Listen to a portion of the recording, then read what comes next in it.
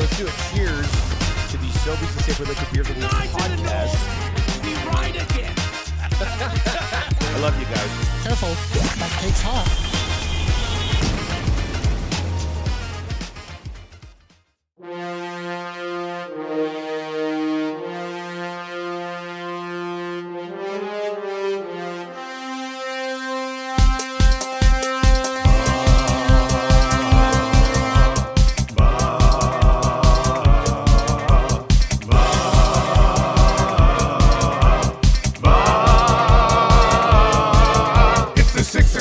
Check-in, come on, let's go. It's the AM Nasty Big Hello. It's not static, AM radio. It's the Cool Bed Red Hot Nielson Show. Let's go.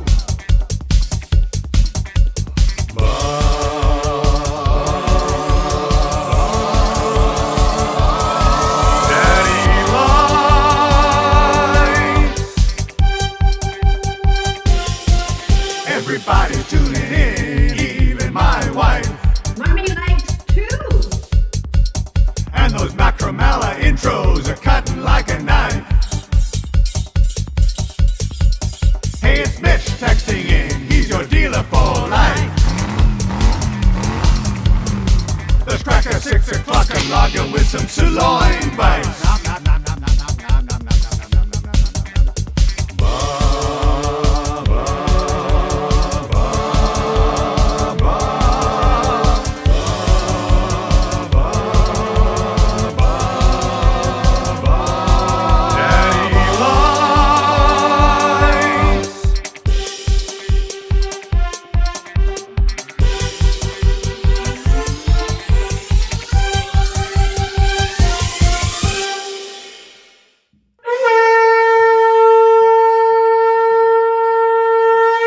Good morning, everybody. 6:05, the Dustin Nielson Show with Lieutenant Eric. I am not Dustin Nielson, nor Lieutenant Eric, but Jay Mills with myself, Joaquin Gage, trying to take you home on a Monday morning. Yeah. Not Friday. Let's get after it. This is unbelievable.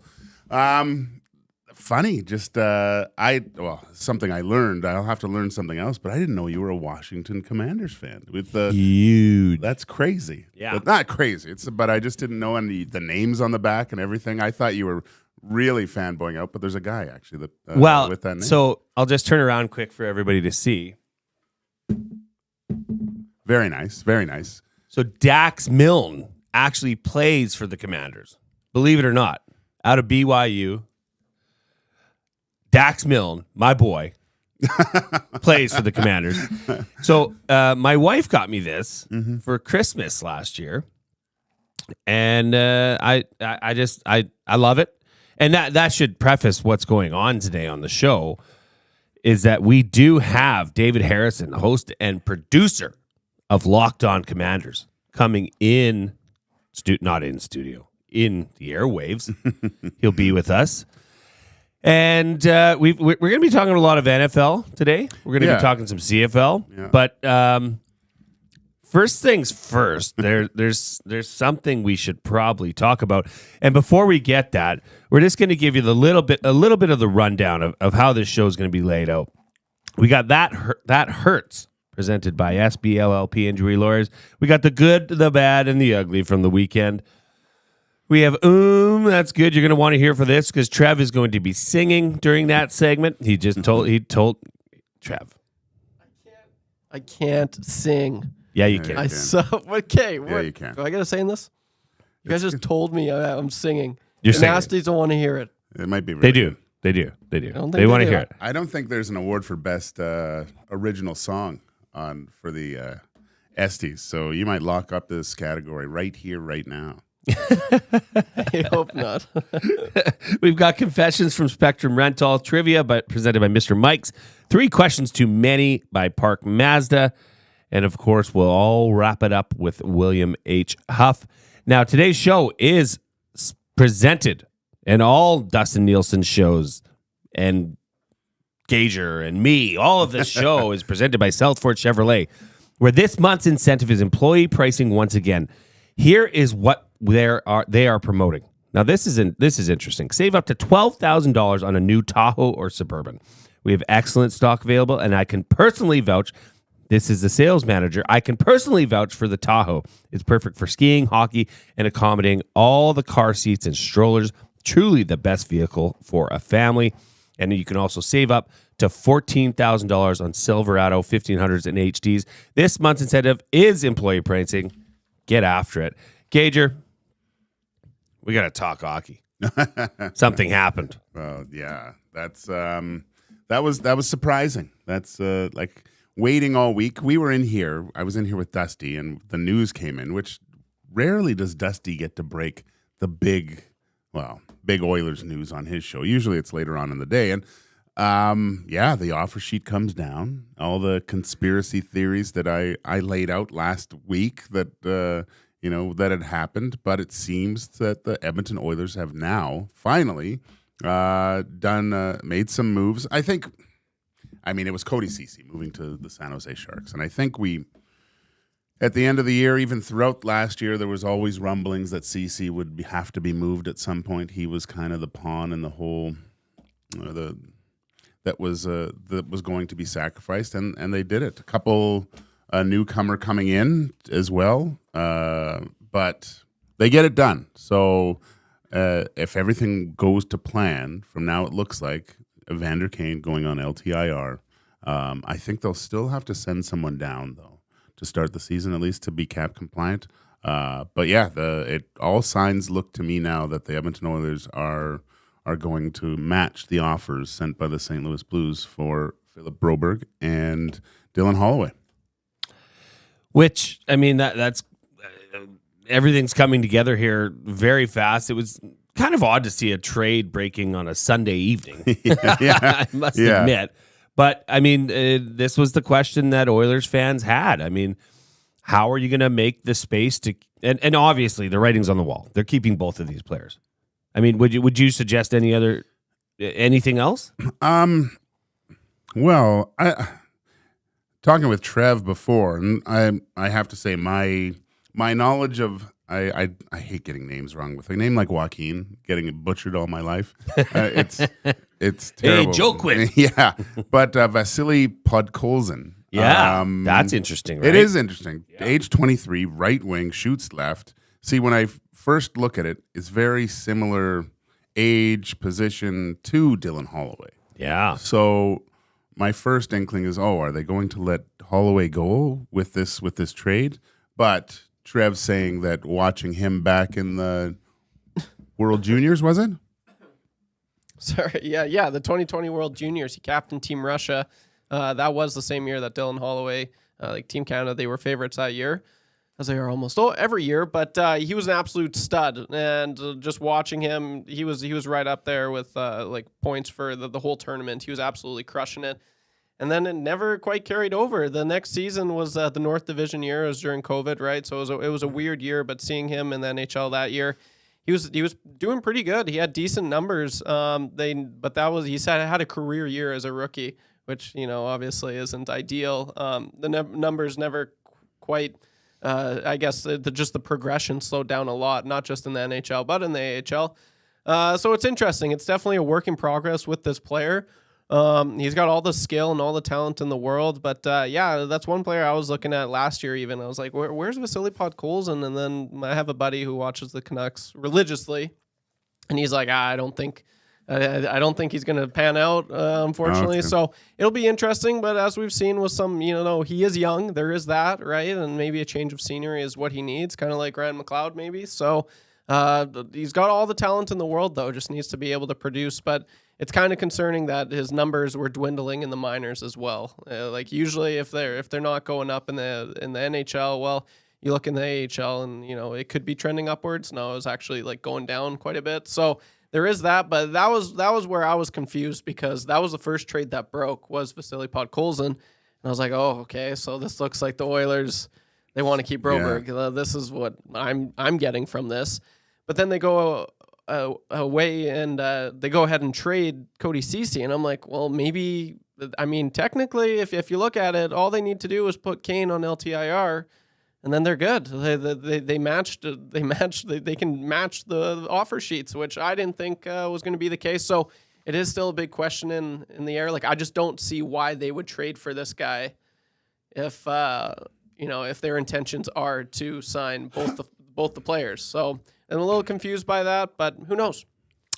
The other player is Ty Emberson coming over for in the Cody Ceci trade. So again, looking at this, the normal stats, age 24, right D, kind of fills up that hole from Ceci from a positional standpoint. I don't know if that is a plug and play yet, but and from my understanding, like Cody Ceci was a kind of a dude in the locker room. He was a tight guy in that locker room, so you cannot replace that off the hop with having a guy like Ceci walk. Now, obviously we understand why this is happening, but there must be a little bit of a question here as to Dylan Holloway now, because with Bud Colson coming in, and Dusty sent me this last night. He could replace Holloway at a cheaper rate, which would give them a third, so they could let Holloway walk. Mm-hmm. That would give them a third rounder in compensation, which coincidentally, or not, is the same price they paid to move Ceci. Interesting. Mm-hmm. Yeah, no, it's they've definitely taken their time over the last week and created a bunch of scenarios, threw it in, and it looks like these things fit. I'm in. It'll be interesting to see. Well, we'll know maybe by the end of the. Is it fair to say that Broberg is here?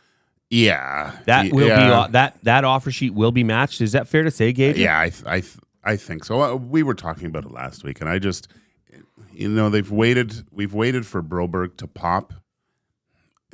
I think it's very difficult for me to say it, but because he was so good in the playoffs. But it was just like subtle little plays that I saw from him. And I said it last week, the forward check of the Panthers was elite. One of the best in the league. Yeah. Very hard to negotiate and get the puck out of your own zone. And multiple times in that series, Broberg, under pressure, not only avoided the first forward checker, but was able to sidestep, get in a good position, and make that great first pass and jump in the play. You don't see that with a lot of D-men. It's he just has a skill set that I think is so valuable. The problem is it's not 4.5 million yet, but I do think it can get there. I do think he's capable of it because he did perform at a level at the most crucial part of the season and was arguably, one of the Oilers' best players throughout the last round and a half. Yeah, I mean, hit us up on the Paris Jewelers inbox, 780-218-9999. We are here in the Popeyes studio. We, also get those texts in because we're going to, at the end of the show, obviously give away the A&W gift certificate for text of the day. I just,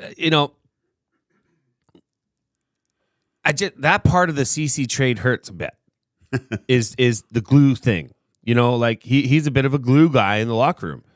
And you cannot, those things just don't change and replace themselves all that fast. So it'll be interesting to see what happens here. Now, explain this to me. The offer sheet was sent last Tuesday. Do they have till Tuesday at midnight, or how does this work? I think it's Tuesday midnight. Okay. When it has to all be done, isn't it? Or is it first?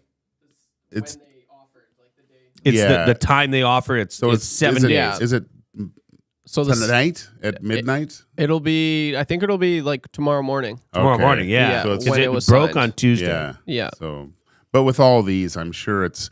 I think everything's done. Like if it's not, they might be waiting to see if they can do something else. I guess maybe, but there's probably talk with the Blues too. I don't know. Maybe there's. We've seen that before. Why? But Why'd you do this? I mean, Matt, this whole thing. I don't know if you've done this, but I I start looking at Puckpedia a lot more, obviously, Yeah. at this point, and being able to navigate the site a lot better because we were all cap-friendly guys, I think, before. But looking at other team situations and RFAs, and this has been exciting. And, I mean, multiple people have said this. This is a tool in the CBA, an arsenal, or something in the arsenal of GMs that they can use to make their teams better.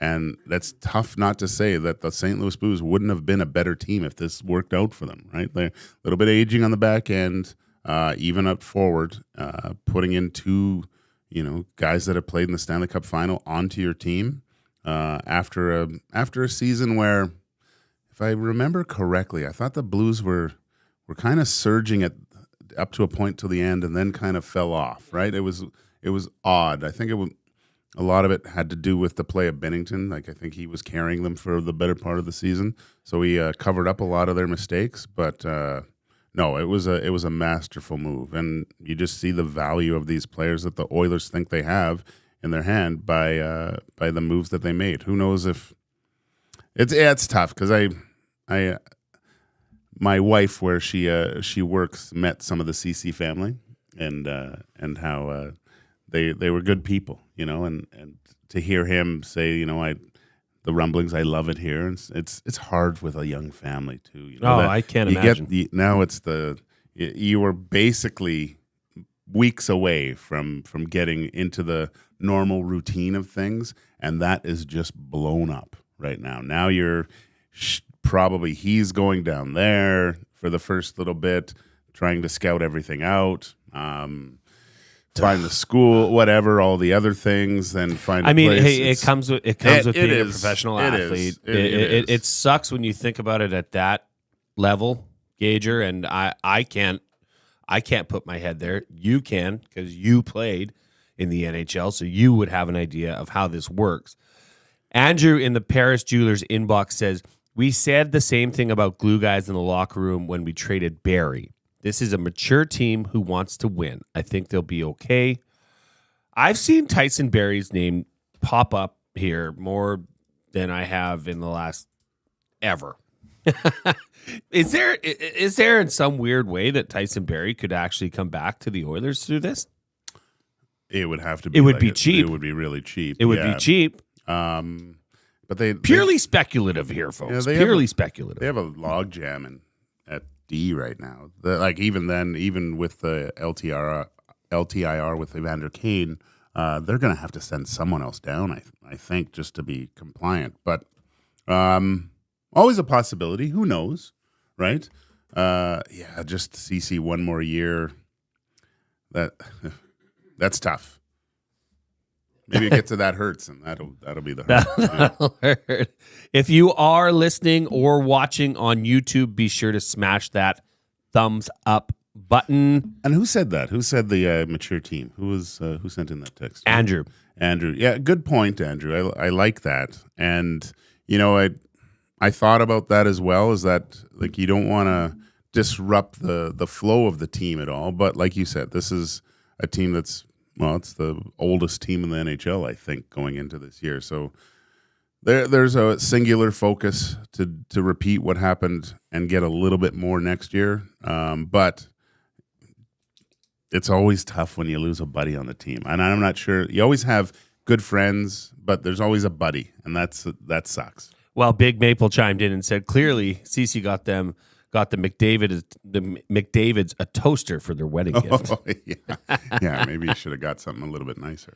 Hey, YTT, How's it going?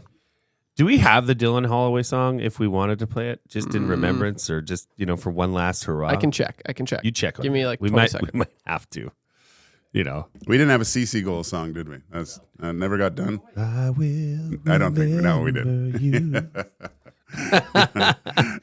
I'm seeing this now a couple times. People are chiming in. Millwood's Matt also chimes in and says, saw a couple people on social media after concern because Ceci and Draisaitl were tight, and Draisaitl was part of why they didn't trade Ceci at the trade deadline last year. I mean, that's great. That's awesome. I don't feel know how for you, much he but had. that doesn't really, in this business sense, this is what the Oilers need to do. If they're looking to keep Broberg, this is the only option. They had to get rid of a contract, albeit small, but it just helps them out enough, I think, to make this logistically sound, right, Gage? Yeah, no, it's and I'm always leery about, you don't know what you have until it's gone sometimes with defensemen, especially at the NHL level. It's a lot of minutes that can get eaten up by a veteran defenseman, right shot. But people are going to have to step in, and I like the look of I'm sure the Oilers aren't done. You know, they've definitely packed a little bit of prospects or maybe assets that they could use in a future deal. I think I'd like to see them get one more really strong 20-minute munching defenseman on the right side. Num num num num. Num num num num. Well, we'll see. I mean, today's going to be an interesting day. Yeah. Already, everybody's wondering. Okay, Ceci's out. Everybody's calculators are out, trying to figure out how this is going to work out. The question I have is Holloway. Holloway is now suspect number one. I think it's clear to say that Broberg will stay. They will match that offer sheet, in my opinion. Holloway is the one where, I mean, you look at the trade they made, that could be an even, and to say, okay, you're stuck with Holloway. Yeah. Because they do have, like, Broberg, when this originally came out, you look at the Oilers team, you look at their roster, and defense is obviously and has been the problem for several years. Now they seem to be kind of getting it together. They might be putting something together here with a Broberg, if he could, come into the lineup and play, the full regular season. That's the problem. Yeah. Up front on the forwards, No, there's a wealth, especially with the trades or the moves that were made in free agency. Holloway is expendable, right? Yeah. It's very difficult because the team's changed on the back end quite a lot now. Vinny Desharnais not there. Like Ceci, right. Those are two big boys. Big parts of the turnaround of the Edmonton Oilers penalty kill too, right? Those were huge. How they turned that around, especially Desharnais. So again, look at this. Coyote Steve comes in the nasty chat and says, "Hey Gager, don't forget that is two big bodies lost from the Oiler decor." Yeah. Chiming right in. Yeah, no, it's lots. It's something's going. I mean, Ceci wasn't a big body, but he played. He physical. used his body well. Yeah. He leaned on people. I'll say that. Yeah. Right. Offensive lineman leaning on a guy for the whole game. Right. It wasn't vicious, but no, it was. He will be missed, I think, to a point. Well, and with that, I mean, maybe we just jump right into That Hurts, presented by SBLLP. Albertans suffer personal injuries and accidents every single day, but many of you are just too overwhelmed to seek the legal advice you need. Leave it in the hands of those who can look after you. The experts at SBLLP, the personal injury lawyers at SBLLP, have the experience to gather evidence and advance your claim to ensure you get fair compensation. And the best part is, you don't need to be intimidated by the process. Go to www.sb-llp.com and click on personal injury or call 780-438-5281. No need to feel ashamed. Let SBLLP handle the claim. Gager, what hurts? What hurts, where Gage? am I going to go? Well, I think we'll probably go with the big thing, and this might be good, bad, and ugly too. Can you use hurts and ugly as well, Trev? Yeah. Okay. Oh yeah, Okay. it's the same thing. It's got to be. Yeah. After all the hype last week and the excitement out on the coast, Nathan Rourke. That hurts, man. That we thought that. I had that as my ugly. Oh, did you? Oh, shoot. I'm sorry. Don't we be should sorry. Talk. Don't we be should sorry. talk before. No. Let's talk. But yeah, I was expecting Joe Montana to come back, Right. and just light it up again. And you can see, and you know what I thought about that made me think it was Ocho Cinco. Yes. The whole thing. When he Yeah. had the little interview afterwards coming up, and he goes, the CFL is not what we think it is. Like, there's ballers up there, and it is hard. Like, I get on that field, and there's so much more room, and guys are fast, and it's a different type of game. And even I think, I wonder if it was Naylor last week. I'm not sure if it was, but someone mentioned actually flushing the NFL out of Nathan Rourke over the next little bit, like, because he's going to have to get used to the game. I was wondering how long that would take. It fascinated me just being a goalie playing on Olympic size ice and regular size ice. There is a bit of an adjustment, right? Yeah. So things happen at a different pace. So that hurts him coming back and looking at that. But I think I think he'll get there. But I think he will, but I mean, he looked awful. 8 of 25, 126 yards, 2 interceptions. He was 32% on the night. Rusty much? But here's the thing. As an Edmonton Elks fan base, you would have wanted BC to win that game. yeah.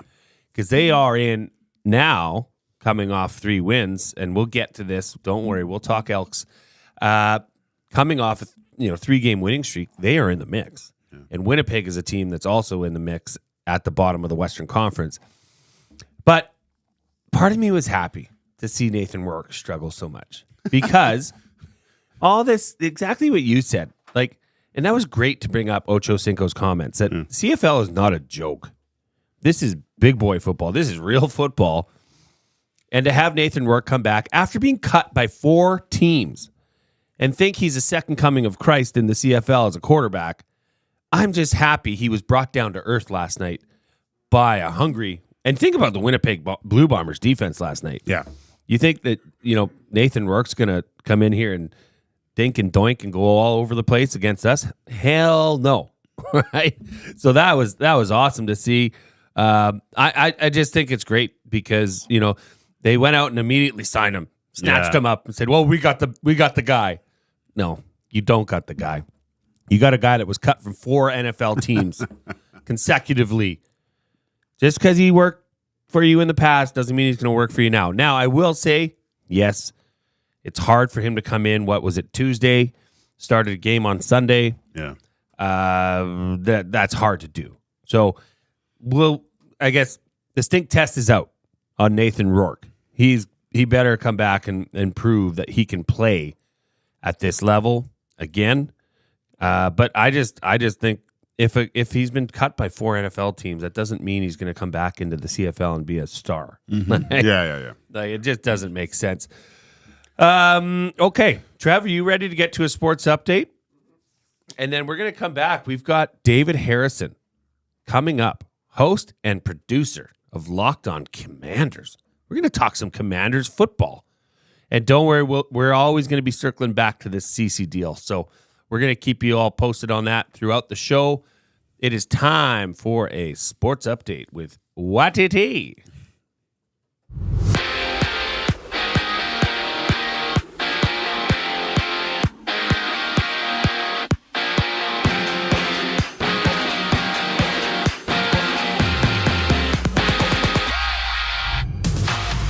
The Edmonton Oilers were busy yesterday as they traded for forward of the Vancouver Canucks Vasily Podkolzin for just a 4th-round pick, and that's not the only move they pulled off, as Cody Ceci and a 2025 3rd-round pick have been traded to the San Jose Sharks. In return, the Oilers have acquired defenseman Ty Emberson.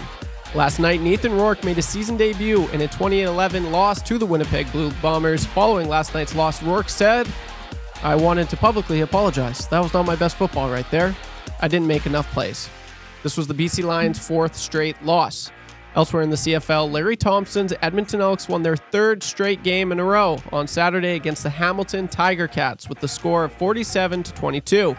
This is the first time the Elks have won 3 straight games since 2018.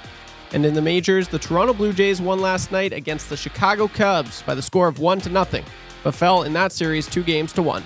They'll now head home for a 3-game series to take on the Cincinnati Reds.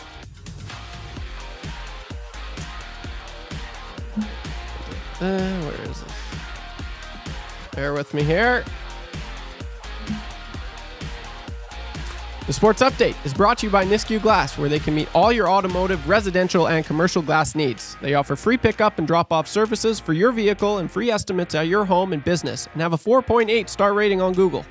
They will service anywhere in the greater Edmonton area and beyond. Give them a call at 780-955-7989 to meet all your glass needs.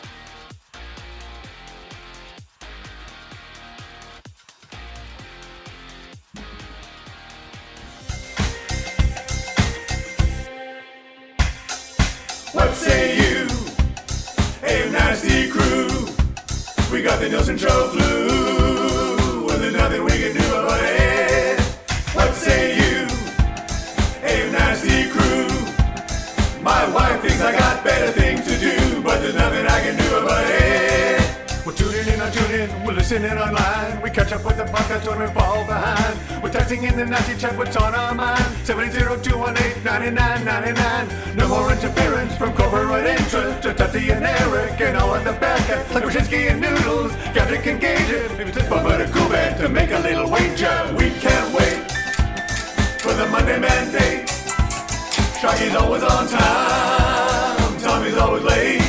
Would you like a cup of tea? Forget about the old place. Hey, we were number one in the text race. We don't miss all the commercial breaks, but we sure miss Nickelback today.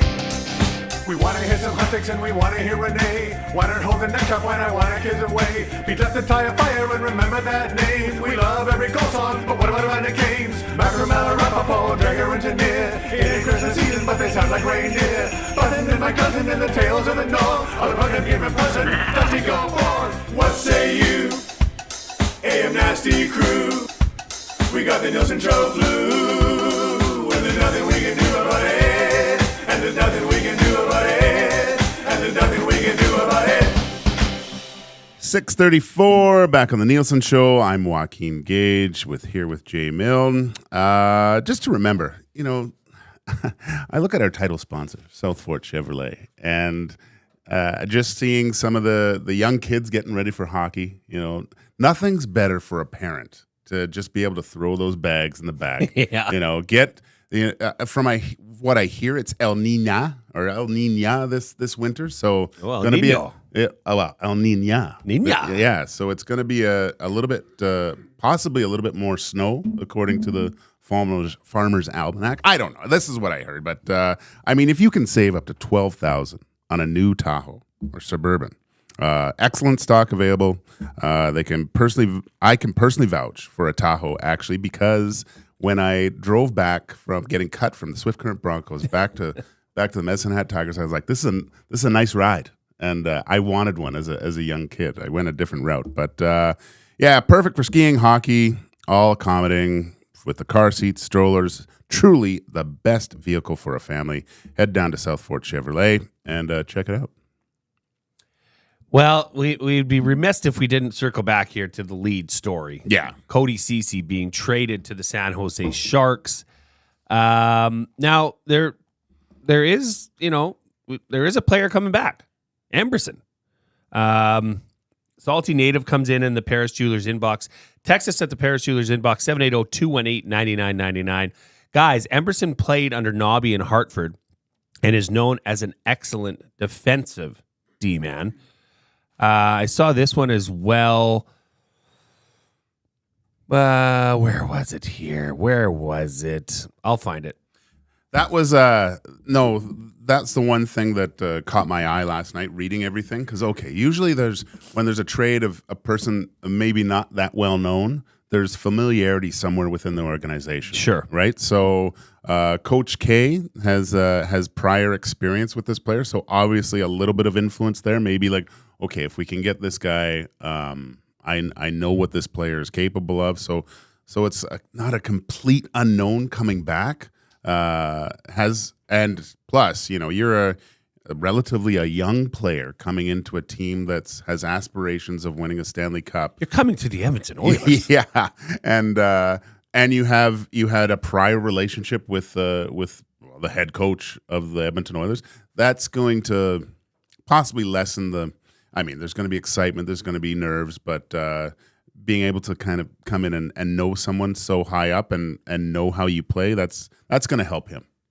Absolutely. And I mean, look at this. You have put Emberson coming in, put Colson coming in on trade. I mean, that's 2 out. Ceci and Holloway out, 2 in. Yeah. I don't think this is happenstance. I don't think this is just happening for no reason. If I was a betting man, and I mean, obviously they've cleared up enough now for both that they could keep both. Yeah. And we're speculating here, but it is believed that Evander Kane will start the season on LTIR. Which, do they do that? Do they keep both if they can? Or do you, because let's face it, both those contracts are overvalued. Like that's the elephant in the room here. Well, yeah, you looked at the Elliot Friedman article last week to what was offered to them, like Holloway just a little bit over $1 million, and I believe Broberg was 1.8, I believe. Yeah, they got double essentially of that, right? It's a no-brainer. It's life-changing money. No one can say no to that. But like what comes with it is a little bit more expectation. A little those shoulders get those pockets get a little heavier, but it adds some weight to your overall play in the eye of the beholder, and that's the Edmonton Oilers fans. So, but. No, you're from what you're telling me, you think that Holloway might be off. I think Holloway might be expendable at this point. Yeah, it's given their strength in the forward position. I mean, I'm just saying that. Once again, purely speculative. But if I was looking at this from a 10-mile view, seeing the changes and the trades that have happened, yeah. I would say Holloway is probably out the door. And I'm not. I don't want to take anything away from Dylan Holloway's play because I think his progression has been quite good. You look at his draft class, although he had some injuries, right, that I think held him back a little bit. Right before he really got injured, I think he was finally figuring out what type of player he has to be and the style he has to play to be successful at the NHL level. Had some real good chemistry in the playoffs with playing with the same guys every night, and a really good player. But I just think he's the one guy in this that you can replace with something else. Like there's a lot of that type of player in the NHL supermarket, so to speak. Broberg, on the other hand, that's a specialty store. That could be a specialty store, a special trip. So I speak like when you go to the Italian center market, you need the sepia pasta or the squid ink for certain. It's exquisite. Yeah, you have to go Detailed. to certain places, Yes. and so that might be the trip for one Philip Broberg. Well, time will tell. I mean, the Oilers are on the clock. The league is on the clock, watching what happens here in Edmonton with these offer sheets. But we're gonna deviate from that right now. We're gonna dive into the NFL, and specifically, we're gonna dive into my Commanders, baby. We've got a special guest, David Harrison, host and producer of Locked On Commanders, is in with us right now. David, how are you? I'm doing good. How are you guys doing? Great. I hear the birds chirping and down there in DC. This is a beautiful morning there. I'm just going to get to it. I'm a Commanders fan up here in Edmonton, if you can believe it. And there is a small sect of us that do exist up here. It's hard to believe from where you're sitting that there would be a Commanders fan all the way up here. But we appreciate you coming on. We appreciate your time. Let's cut to the chase, baby. Jaden Daniels, my guy. I mean, we've had a QB carousel in Washington for the last several years. RG3, Kirk Cousins, Colt McCoy, Alex Smith, Josh Johnson, Mark Sam Howell. It just kept turning and turning and turning and turning. Is Jaden Daniels the answer? He certainly could be. And I think that's what he's already kind of proven. And I know it's only been 2 preseason games, 3 preseason drives and training camp practices and all that. So obviously you don't want to too far ahead of yourself and too excited. But what we've seen from him across the board, no matter what the scenario is consistency, right? And I think that's really kind of the most important part. And then just kind of how smooth and kind of how easy flowing the game has kind of looked to him so far since he's come in. And it's actually kind of something I asked him after the game on Saturday against the Dolphins. Is a lot of people are kind of talking about how easy he makes it look, and how just kind of how smooth and how unpanicked is kind of a way that I put it. And if that's really kind of what's going on inside, or if he just makes it look a little easier. He said, it's absolutely not easy for anybody to do. But I think that when you look at him and then realize how much of a rookie he is, but also how much in control he appears to be in pretty much every facet of what he's doing, that shows you that if they can install the right protection, which goes to the offensive line, but also the play call and the scheme, and give him the opportunity to put them in a place to be successful, that he certainly has the ability to do it. Yeah, and I must say the praise he's getting around the league this early in his career, we're 3/4 of the way through preseason, has been pretty formidable. So as a Commanders fan, that excites me. Now, one position that I would say we have lacked in recent years specifically is at tight end.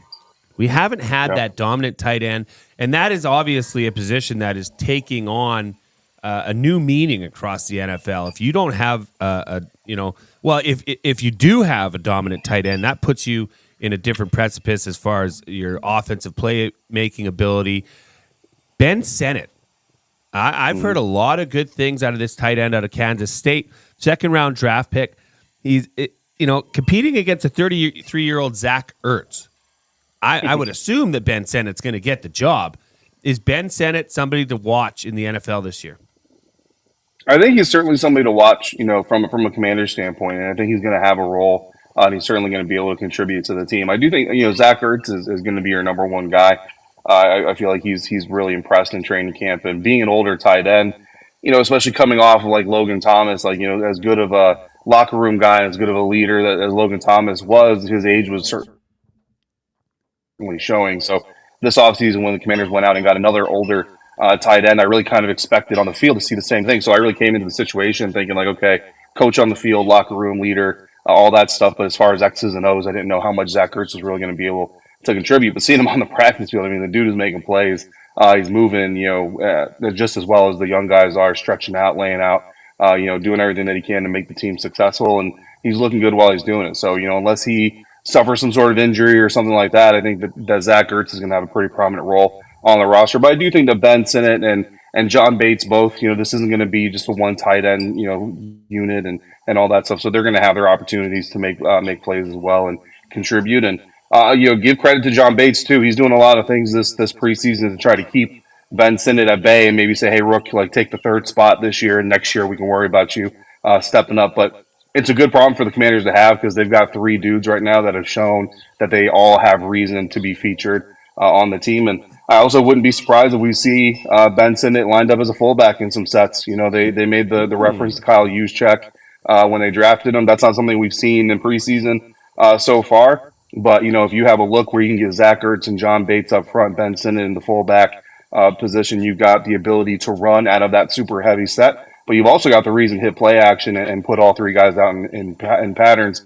So the defense is really going to have their hands full if they give them that kind of a look. David Harrison joins us from Locked On Commanders. David, I was reading an article on Jahan Dodson at the wide receiver, the second wide receiver position, and having to kind of impress Coach Dan Quinn. Has he done that as of yet, or is there still something he has to prove to kind of lock that position down for the regular season? I think with Jahan, it's a really interesting conversation because on one hand, he's a 1st-round pick from a few years back, and he showed a lot of potential early on before he suffered an injury. And then obviously last year with Eric Bieniemy as the offensive play caller, kind of struggled just like pretty much everybody else did. So how much of that was him? How much of that was the play call? And then this year, in practice, honestly, he's only had one really good day where he just kind of dominated the entire day. In preseason, he hasn't made that wow catch yet. Played 30 snaps in the first game, played 23 in the second, and a lot of people are kind of noticing he's playing more reps than most third-year, first-round picks are playing at this point in time. And I think really what it's all about is the team is trying to figure out where to maximize all of their talent, right? So in the beginning of training camp, you see him start outside as a perimeter receiver along with Terry. But then as we've kind of gone through, he's moved into the slot, and now guys like Olamide Zaccheaus or De'Ami Brown are on the outside kind of getting those reps opposite of Terry. And in the traditional, I kind of blame Madden for this, right? Because when Madden lines you up, right, like when Madden lines you up, 1 is on the outside, 2 is on the outside, 3 usually comes in as your slot. And not to get too deep into the video game, I know they've now designated a slot receiver as well. But in the old school depth charts, that's how it worked. Like your number 3 guy lined up in the slot. So we kind of view it that way. But in today's NFL, and especially I think in Cliff Kingsbury's offense, that third receiver is a starter. And something that, as this narrative has kind of picked up steam, a lot of us have been waiting to see the Commanders roll out in a 2-receiver set to see who's that second receiver, right? And we really aren't seeing it. I think the Commanders are kind of doing that by design, too. They kind of want to leave that conversation out there. But I think Jahan, if he's the starting slot receiver, so to speak, that's got a lot of value in it, right? And no, maybe he's not going to be that second perimeter receiver opposite of Terry McLaurin. But in reality, from a functional standpoint, I don't know how much that matters, and yeah, his snap share might go down if they do go heavy from time to time, or if they do go into 2-receiver sets, he may not be on the field. But what I'm telling, fans right now who are kind of worried about it is at the end of the season, if Jahan Dotson is second or third on the team in receptions, second or third in yards, second or third in touchdowns, or even first in any of those categories, it's not going to matter if he was, labeled 1, 2, or 3 on the depth chart. The bottom line is going to be he contributed to the team winning, and that's what he wants, and that's what the coaching staff wants. So from that aspect, like they're all just working to get that figured out. So I don't think he needs to do anything to impress his coaches right now, because the issue of where Jahan is going to line up is really an exterior conversation more than it's an interior conversation.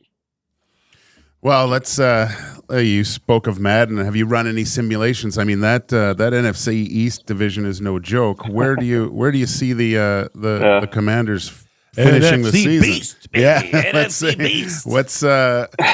How do you see them finishing this year? Is this are they going to be able to take a little bit of a step forward? I do think they're going to take a step forward. So I'm glad you said that. But I do think right now, I haven't gone game by game and stuff like that, and we haven't done. We'll do on the Locked On Network. We'll do a divisional special where all the division hosts get together and we kind of share the updates on our teams and where each one is and what we see and all that stuff. Right now, I kind of view this team as 6 or 7 wins. I think that's probably a realistic expectation. Just because again, you do have a rookie quarterback, and the big grain of salt to remember with all these preseason performances and how solid he's looked, and not to take anything away from Jaden specifically, but nobody's game planning right now. Like the Dolphins don't game plan for Jaden. They're not game planning against the Commanders. Neither are the Jets. Neither are the Patriots. Right? The game planning doesn't start until you get ready for Week 1. So the Buccaneers are going to be the first defense that Jaden faces. That the defense has actually said, here's what we're going to do because of Jaden and because of Terry and so on and so forth. So that's going to be a really big test, and it's a really big test too because Todd Bowles in Tampa, he's one of the most aggressive defensive play callers there is in the league. Now the flip side of that is Jaden is the perfect combination of both. So there's certainly an advantage on both sides of the ball. But as more tape gets out there, coaches are going to have more time and more opportunity to study them and get to know them. I think that's going to kind of play a factor a little bit later on. And, the defense in Washington is expected to be incredibly aggressive as well. And how well are those perimeter corners going to stand up when they're on an island or when they're asked to cover, some of these really good receivers in the NFL one-on-one. So there's still a lot of question marks on this team. So as well as, the preseason is gone, and you'd love to take that as incredibly confidence building for the regular season, I still think 6 or 7 is kind of that mark. Now, if they go over that, that's great. That shows that they're ahead of schedule. But I think that's kind of where we sit right now. And the NFC East is going to be interesting because certainly a lot of talent, but also certainly a lot of drama. The Dallas Cowboys, if all their problems kind of come to a head, and the players know the temperature around their teams just as much as anybody else. And if the Dallas Cowboys start struggling or some infighting starts to happen, that thing could rip apart at the seams before the Commanders and Cowboys ever get together. By the time those two face each other, who knows what kind of state the Cowboys are going to be in. The Eagles, I lost a lot of respect as a leader, for Nick Sirianni. Not as, man to man, it's different, but as a leader of a team, Nick Sirianni kind of showed his true colors last year. That he's not the guy when his coordinators are in the weeds and need help and need a pathway out of that. He's not the guy that's going to give it to him. So really, you've got, in my mind, you got three different head coaches. You got your offensive head coach, your defensive head coach, and your head coach is going to manage the timeouts and the challenges. And they're all basically operating independently. And I don't know that that's going to work. You know what I mean? And again, those players, they went through what they went through last year. And if it starts to snowball this year into problems, those guys can kind of lose their bearing very quickly as well. So I actually did a scenario in the offseason where if the Commanders win the NFC East, it's going to have to be that they are a little bit ahead of schedule talent-wise, but also that those two teams kind of tear each other apart from inside as well, and that could certainly happen. And the Commanders can steal 2 or 3 wins. That's where you can get up to that 9-10 win mark. And if they steal those wins from those teams who are falling apart, then obviously that brings them down. So there's a pathway to them winning the NFC East. Certainly would never count them out, but I think that an objective, realistic benchmark is that 6-7 win spot right now. Well, David, I thank you for coming on. I'm not going to keep you much longer, but I'd be remiss if I didn't ask, because we've been through the same thing as Edmonton football fans and Washington football fans. As a Commanders fan and as an Edmonton, what used to be the Eskimos, the name was changed. Now, you've gone down in Washington from what was the Redskins has now been the Washington football team and the Commanders. I know how it's been up here. There's people, it's very polarizing. There's people on this side that say bring the name back. There's people on this side that say no, let's move on. The Elks now is their name. Just found a new owner in Larry Thompson, who has also raised some debate as to what he's going to do with the name. Tell us how it's been down in the D.C. area in Washington. Is the name change as polarizing down there as it has been up here? Yeah, I mean, Commanders fans by and large, I think definitely want the name back. They want the logo back, all those things, and obviously there's groups. There's like Native American groups that have been for the getting rid of all of it. There's Native American groups that want it restored and look at it as removing them and their presence from pop culture history, NFL history, all that stuff. And I think there's certainly conversations to be had on both sides of that. That's above my pay grade to make those decisions. But at the end of the day, I don't think the name is ever going to come back. I think the name is a little bit more of a controversial topic than the logo itself. There's the senator out of Montana who is very, very dedicated to getting the Blackfoot Indian tribe imagery back involved in the team. And there has been a shift, and actually he's the one who. Senator Daines out of Montana is the one who noticed it, before anybody else did. But in early February, before the Super Bowl, the NFL released kind of graphics of all the Super Bowl winners in history. And when it came time to show Washington Super Bowl championships, they put like graffiti over the logo and like newspaper headline, pages over the logo to hide it, and all those things. And then as you get through the off season into like June, July, they're starting to show highlight reels of Santana Moss, and obviously he's wearing the uniform he came in the NFL wearing and played his entire career in Washington wearing. And so there's been a shift in the NFL being willing to show the former imagery, and obviously the name is on their jerseys and all that with it. So as far as the conversation like embracing history and all that stuff, I think everybody's kind of understanding that. Look, that's the uniform that Riggins played in, Williams, Monk. So when you talk about those guys, like that's what you're going to see and that's what you're going to have. But as far as like moving forward is concerned, there is a new name, there is a new logo. So respect that and kind of move forward with that. Now, whether that old logo could return someday, that's a conversation I think is going to be had for years. But the name, the name is gone. I don't see the name ever coming in, because even the senator, when he wants the Indian tribe imagery brought back, he doesn't want the name back. He just wants the proud Native American imagery to come back. Well, and what better way to chime in on that with wind chimes going off in the background? It sounds like you're just living your life down there, David. We thank you for coming on. David, where can people find you? How can they follow you for the lonely Commanders fans up here in Edmonton? How can they follow you and watch you? Yeah, so we're going 5 days a week, sometimes more, on the Locked On Commanders podcast. That's anywhere you get podcasts or on YouTube. Also, CommanderGameDay.com on Sports Illustrated. That's where I'm writing everything. And then on Twitter, I'm at dharrison82. Awesome. Well, thank you, David. We appreciate your time. Go Commanders, baby. Go Commanders. Let's go. Thanks, David. Appreciate the invite, guys. Thank you. That's great. That's great for you. Are you satisfied? Are you do you feel fulfilled after that? Getting your Commanders fill? I do. I think from what I'm sensing, what I'm picking up from David is that Jaden Daniels might be a dude. Yeah, he might be a dude. I like the fact that he's referring to the Eagles and the Cowboys. How they sound like their own worst enemy. I don't know if you watched me watching that, but I was just sitting here like. Just like the popcorn gif where you're just saying, okay, I'm just gonna sit back and watch. Well, that was awesome. Very in depth, obviously very in tune is David Harrison with the Locked On Commanders podcast.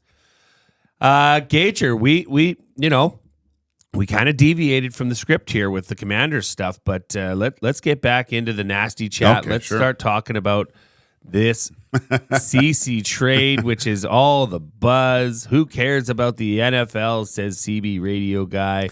Some people do. CB Radio Guy. Some people do. So suck it. No, it's all sports has relevance in different aspects too, right? You look at certain teams, certain leagues like that. I like it. I mean, we can draw parallels from the Elks to the Commanders with the name, right? I think you could have the logo with the name Commanders. I don't. Yeah, see. that was interesting that he focused on the logo portion of it, wasn't it? Yeah, because and he said it. The name's gone. Yeah. Oh, yeah. And I mean, of course, it is gone. Yeah. But the logo's awesome. The logo was iconic. Yeah. And depending on how you look at that, I don't think that could be deemed as derogatory or offensive if it's celebrating a part of your history. The Blackfoot tribe. I think I've always liked that logo. I mean, I'm really dating myself, but when I see that, I think Joe Theismann, John Riggins back in the day, right? Yeah, baby. Just Riggins just running rump shot over the Dallas Cowboys. And back the Hoggies. The Hoggies. So that was great. But we do have to get this thing back on track and get back to the things that matter. Martin says, glue guy's trying to run Holloway out of town. You're damn right I am. I don't even know how I could do that. Yeah, that's great. Grumpy Cat in the Paris Jewelers inbox. Hit us up at 780-218-9999. Holloway is expendable now, but will regret it in a couple of years. But tough decisions required for cup contenders. Bison Mask Guy. Boys, I think we're missing a part of last year. People should remember is Broberg, when he went into the lineup, was the only guy on either team that was fresh. Of course he's going to look better without 70 games and 2 rounds of physicality beating him down. Will he look as good when he's not the only fresh one? This will be the 3rd straight year Oilers are hoping on Broberg. That comes in from Dawson. Bison the Mask Guy. By fresh, you mean just sitting out for 2 rounds of the playoffs? Like, if you watch Broberg, what he did in the American League, he was playing over 20 minutes a night. So it's not like he was sitting on the, down in Cancun sipping Mai Tais. Like, this guy was dominating and being a big part of an organization. Was there a little bit of a boost? Probably yes, just having some time off with the first 2 rounds coming in late against Dallas. But no, I think it was fascinating to me for them to put him into the lineup in the most crucial part of the season, right? And he was taking out a guy that was playing upwards between 20, 22 minutes. So, yeah, it's Broberg. God, I mean, I'm pumping this guy up. I don't want to eat my words here by Christmas, but I think he's going to be a difference maker. Trev, can you cut that clip? Yeah, I can definitely do that. And he might have been fresh there with the first 2 series and whatnot, but Balaneski in the nasty chat said Broberg played an entire season in the AHL, which I have heard is a way more physical, way more, it's tough. Like, the people are trying to make their names down in the minors, right? There's no TV timeouts. Like, the one thing, he played this many minutes. There's so much time to recover in the NHL. The American League, too. I refer to it as it's a sweatshop league. Like you're playing 3 games, 3 nights, and that third game usually in a different town from maybe the first 2, and it's an afternoon game. Like you try to get enough energy. Like that third game sucked. Yeah. Like I remember I knew if playing that game, sometimes I would go, okay, I got to just hold it for my team, and hopefully we're tied or down a goal, or hopefully up a goal by the third period, and we can somehow get this through, because you were just, as a goalie, you were getting bombarded on that Sunday. That would be terrible. Yeah, so there is a little bit to it, but not as much as you think. It wasn't, like I said, it's the American Hockey League is not a cakewalk. No, not at all. And yeah, he played the full season down there. So I would say it's much easier to recover in the National Hockey League from game to game than it is in the American League. And is that travel related? Yeah, or? travel. Yeah. Like pull up a schedule in the American Hockey. Well, look at this. It's all 3 and 3. Like it's all on the weekends, just to get dates, right? I will pull that up. Yeah, because most of the time, you're in not the biggest hockey markets, let's just say, right? So you're doing a lot to the promotions, the kids' days. It's a completely different beast. I would say it's closer to that Riverhawks type of atmosphere, where they have to do a ton for the fans, to get them in. So yeah. Well, I will look that up while YTT hits the sports update. Are you ready to roll, Trev? Let's get this over with. What? Wait. What? Stop. What do you mean? Well, no. These are fun. I'm just still learning. It's a work in progress. But I know some nasties are like, better and better every time. Trev. Okay, so here's what we're gonna do. Here's what we're do the Rourke interview after. Like, yeah, I don't like do that. The woe is me. Let's puff the chest out a little bit. Here's what we're gonna do, because we do need some 3 questions, some texts of the days to roll into the Paris Jewelers inbox and the nasty chat. I want everybody that is listening, A, smash the thumbs up, and B, I want to score 1 through 10 of YTT's sports update. Oh, God. You are under close watch. Okay. Make it a good one. Yeah, I'm gonna have to. Jeepers. Okay, let's go.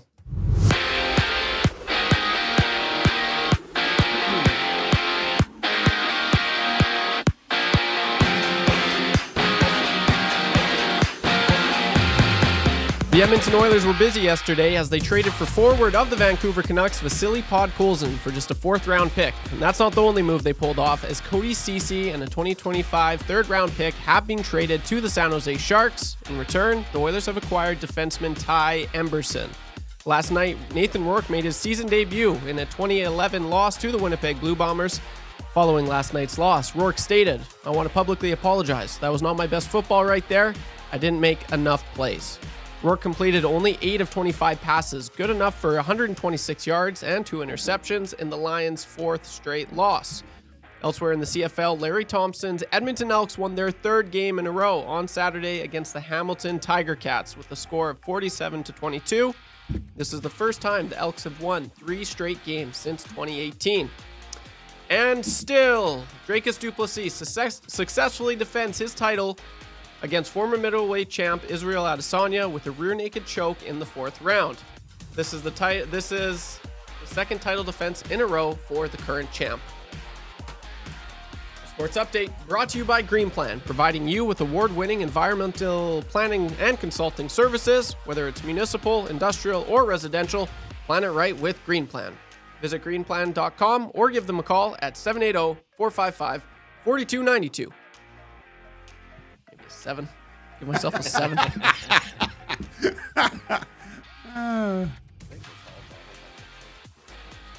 That's good.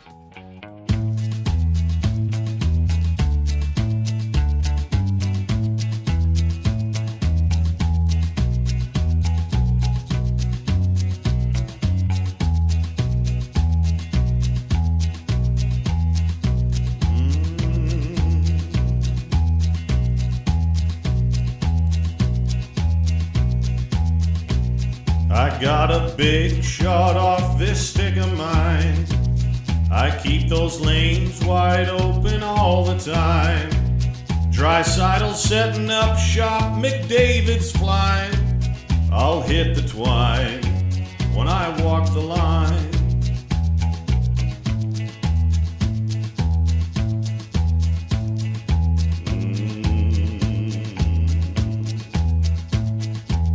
As sure as new G is slick and Kane is tough. We're going all the way this year, enough is enough. And we can play 'em straight or we can play 'em rough. I'm feeling fine when I walk the line.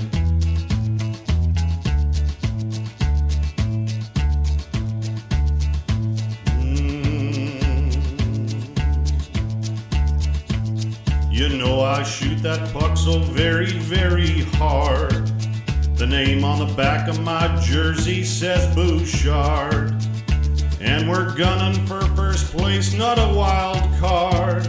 I'll hit the twine when I walk the line.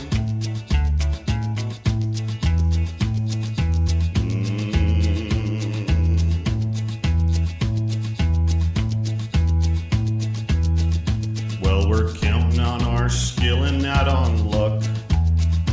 And it's gonna get real when they drop that puck.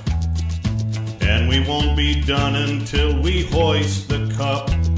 I'll hit the twine when I walk the line.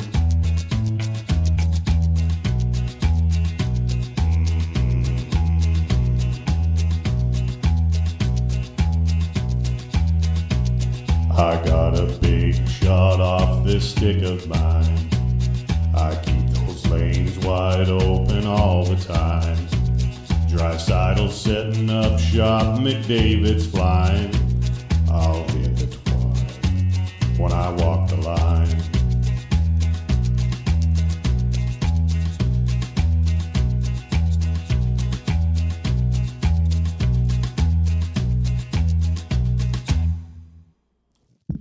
$7:09 back on the Nielson Show with Lieutenant Eric. I'm Joaquin Gage with Jay Milne. YouTube Trev just rocking the sports updates. It's like Australian husband judges that are you'd be at the Olympics breaking right now with some of these. I'd qualify. For yeah, the you Olympics. qualified for the Olympics with this. I see 7.5s, 9s, 7.8s. No, good job, Trev. So, I think you're 15 trending out at of about 10. an 8.5. Yeah. Just like one. You slip nailed it, up, man. Oh yeah, I'm not bad. Like I'm not the best, that's for sure. But it's like one slip up is all it takes to knock it down to like a 7, you know. And so that's kind of all it was. But it's crazy. I've been doing this for almost a year now, and I can count on my one hand the amount of times LT slipped up. Right, he just makes it look so easy. Yeah. Oh, yeah. And like he's that's so where good. like I'm just like, oh, like I'm comparing myself. I shouldn't, but I'm not nearly as close to what LT is. Like he makes it look so easy. Phone Yeah. book, So Trev, he's you a nailed it. True pro. Oh, I- thanks guys. Yeah, I, the nasties. I like the comments. That's funny. It's crazy because I mean I know you look over at Jay here and he's cool as a cucumber, but I'm scared to death on here. It's nuts. man. No, I am. I won't lie to you. It's and that's why is because it's been years of watching Dusty and Eric make this thing look like it's like riding a tricycle. Yeah. And it's terrible. And I've always said the mark of a true professional is making something difficult look easy. Right. Those guys make it look good. They just roll in here, laissez-faire, Oh, my and gosh. just go on their way. I have to come in with notes, people. I was hosting my fantasy football draft yesterday. Oh, and you had to leave. and it was like, what's up with you? Yeah. And here you go. By the way, this is the trophy. Oh, that's nice. That's the baby right there. That's nice. Feel it. Pick it up. Well, that's got some heft. Yeah. That's My name's on there a few times. sweet. No big deal. That's We've been running it since what? that's great. That's real wood. Yeah, that's real wood. That's what she said. Hey-o. We've been running it since 2009. Wow. Yeah. I got to do something for my F1 pool, so I'll bring the trophy in. It's a race week, actually, by the way. But Yes, it is. yeah, we'll get to that later on in the week. I know there's more important things to Well, talk Gage, about. yeah, but- we've got to get to the good, the bad, and the Yeah, let's do from that. the weekend. I mean, I'm going to kick it off with the good. Yeah, let's go good. I mean, how can you not talk about our beloved Elks? Yeah. 3 in a row, baby. 3 in a row, and they are trending up. I think it was Maddie that I was talking to. It might have been in the Hangout, or maybe it was off air. Anyways, Maddie kind of called this. I think he said that I could see them winning these next 3 games. Maddie's been somewhat clairvoyant, Really? on the Elks thus far. I hate giving him so much credit, but no, it's great. I think a little bit of owner's bump possibly in the last game. Well, did you see after the game? I in the locker heard room? it. I heard the he got the game ball. He got the game ball. Macbeth MBT gave a riveting post-game rah-rah speech and then delivered the ball to Larry Thompson, who I think this bobblehead looks like. And Larry Thompson was just fanboying in the locker room, and I couldn't. It's cool to see. I reposted it on Twitter, and I just said goosebumps. Yeah. Because that's how neat it was to see that emotion. And, I mean, see a team that's been struggling for the first 7 games of the year and not even struggling, but just not being able to win. And you look at some of those games now and you say, dang, this team could be, they're 7-3 right now. They could easily be 7-3 or 6-4. Yeah. Right? Yeah. Well, and this weekend coming up, they've set themselves up, man. This weekend against Montreal on Sunday, that is going to be a test. That's going to show me a lot of who this team is and how even Trey Ford or no. Because if Trey Ford, and we spoke about it in the post-game show after the game on Saturday, but if Trey Ford is not 110%, leave him out of the game. Mm-hmm. Macbeth proved yesterday, and this team is playing different. They are playing different. The defense is explosive. The defense is on fire right now. So if you have a defense like that, the Macbeth and the offense don't really need to contribute, jaw-dropping performances. They just need to deliver and be consistent. I think Edmonton could go into this and win in Montreal next Sunday. I said it right after the show. My good is McLeod Bethel Thompson getting his. I believe that's his first win as a starter. So yeah. Well, and then you get to the bad. I'm going to talk about the Saskatchewan game. Okay, yeah, I was thinking that. Where are you going? Brett Lawther, kickers. Okay, yeah, Frickin' kickers, man. Do your job. Yeah, do your damn job, kickers. I went off on Boris Beatty a few times. Okay, because see, I've played football, and the kickers at practice, they just go in their own way. They go away, and all they do is kick. They kick and then they kick and then they catch and then they shag the balls and then they come back and they kick and they kick and then they go get their balls and then they come back and they kick and they kick. Do your job. Jesus. Brett Lawther was 3 of 7. Plus, one of those returns was for a touchdown. Yeah. You're talking about 18 points that he contributed to in the negative. Unacceptable. Unacceptable in a professional level, unacceptable in an amateur level. I'm sick of kickers. I'm done. You have one dang job. Do it. And I mean, you're not. Well, just a total chance to redeem himself at the end, too, right? And then shanks that one left. And I was like, but I for me, the bad, and I don't know, because when I'm watching it live, the Alexander touchdown, I believe, looked like tight roping it on the sideline, going to the command center. I thought I saw green on the one side, but the next day I was seeing these other clips and it looked like his foot was out. So my bad was just going to be the command center having to influence games a little bit more. Does it appear like they've been more influential as of late than they ever have? Yeah, It seems like every game there's a 5-minute break and they go to this command center wide view and it's laughable. But they didn't get that right. He was out. He was out. He was out. So I had people sending me videos from their phone videoing the TV saying, how does the command center not see this? And I can see it right here. yeah, Now, the thing is this. You have to have conclusive evidence to overturn that call. The thought is that his foot was rolling and it may not have it may have rolled on top of the white, but I mean, if you see it, if it looks like a duck, walks like a duck, and quacks like a duck, it's a duck. If everybody's seeing it the same way, it was out in the command center. What do you even do? What are you here for? yeah. Too many misplays by people with their phones watching on TV. I think so. My bad of the weekend is the command center influencing the game in a negative fashion. Although it shouldn't have got to that point with your bad. Okay, so kickers suck, command center sucks. Gage, what's the ugly? Give me something ugly, baby. God, it's got to be. I was going to go. What's ugly is now because we kind of talked about it. I'll go somewhere different. You can stick with what you got.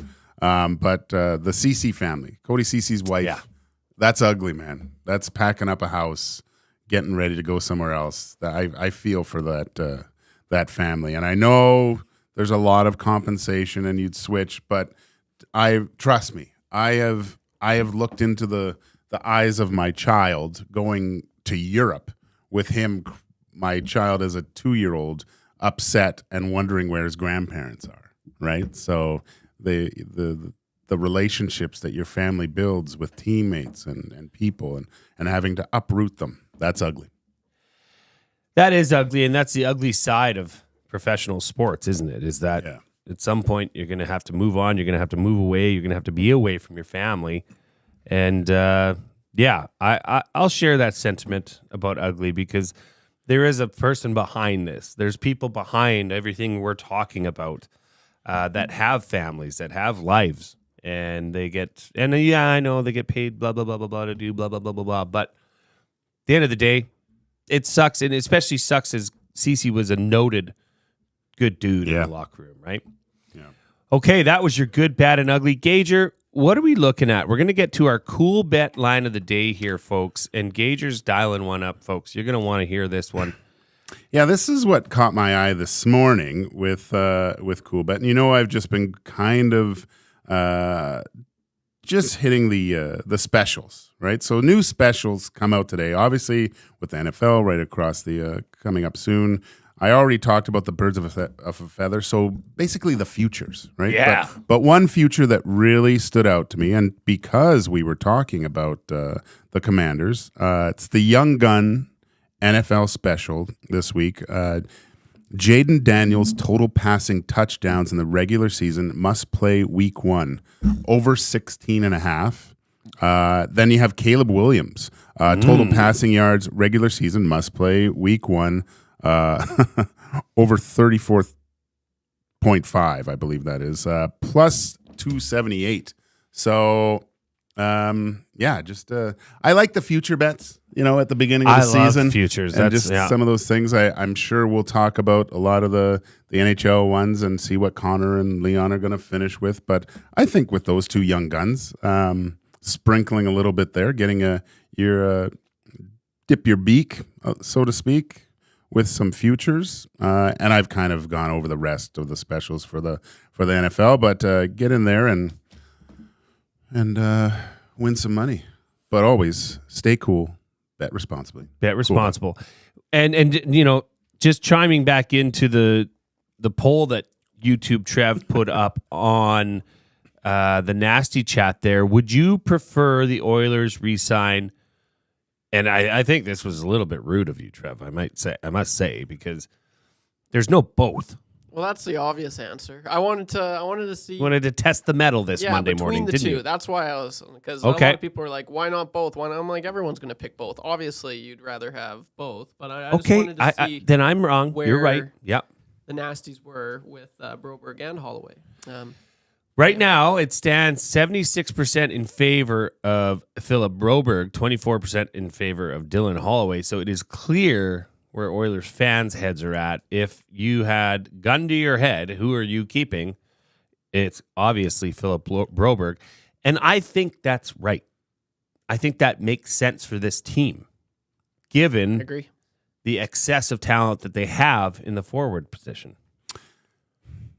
Yeah, just I test this a lot, and what I saw from Broberg, and not only that, it's the way people talk about his ability skating and the way he can defend. Right, he defends with his feet first. There's a physical part of his game that I think is still untapped. That he's going to have to figure out a little bit. He's going to have to be a little bit heavier to play against. You know, there's going to be a lot more engaging physically and fighting for a position a little bit more. But with his ability skating wise, he can get to the position first. And Holloway's going to be good too. I think there's something there with that player. But again, and I'm not taking anything away from it, that type of player, I think you can probably get even at a cheaper price at certain points. Sure. That type of, Well, especially when you see the price that was offered to him. I mean, that's La La Land kind of money for both these players. You know, it's hard to, because he was such what am I looking for? Unmolded clay. Maybe that's what I would say.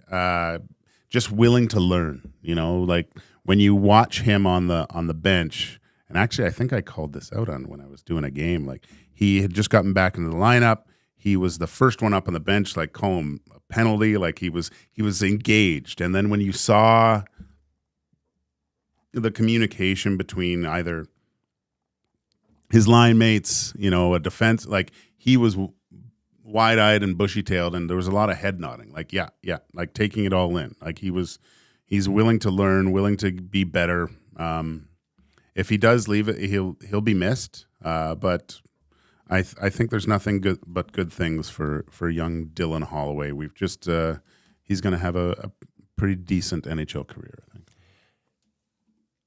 So I guess what we're saying is that there's no way both these guys go. They don't let both of these players not walk. Not with what we saw over the weekend. We're going to see them stay. It's going to be a wild ride for 82 games, especially around EST. Was there a part of either of you, YouTube Trev and Joaquin Gage, that when those offer sheets were sent, it just said, "Okay, take them." Trev, you're overpaying, so take them.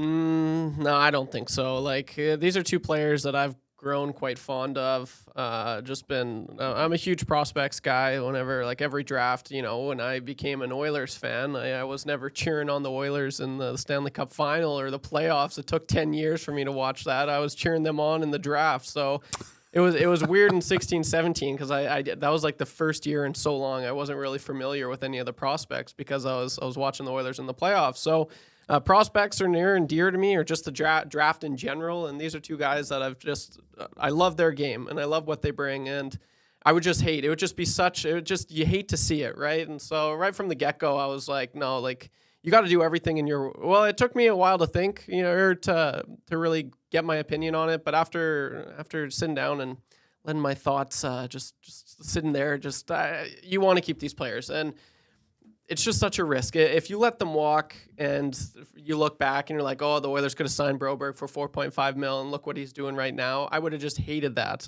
just looking back on it, right? Because there is the potential for both these players to be like legit. Like I could see the you know, for Broberg, I could see him being a top 2 guy. I really could. For Dylan Holloway, I could see him being a top 6 guy, right? And so you want those players, but even just going forward, like I still really would love for the Oilers to sign both of them. Just, you know, it's kind of a sign of weakness. You know, what do other teams think? Like, oh, the Oilers, you know, like you want to put your foot down. You want to be like, you know, you think you can do this to me? Like going forward in like 5 years, be like, oh, remember when the Oilers were offer sheeted for these two players and they only kept one? Well, maybe, you know, that'll be lingering in the back of a lot of GM's minds. So you want to put your foot down. You want to be like, no, like these are our players. Like don't come for them. We're gonna match whatever, and set the standard. And I feel like, obviously, cap management plays a part in that. But it would just suck. It would just absolutely suck. So I was. It took me a while to really gather my thoughts on the whole situation. But after sitting down and thinking, you want to have these guys. You really do. And it looks like they for sure can have one of them. Here's hoping that they can get both. Yeah, and just looking at the Puckpedia, right? And while you're doing that, I'm just going to jump in here in the Paris Jewelers inbox. A great point made by Looney Len. And if you are listening, watching on YouTube right now, smash that thumbs up. Let's get this.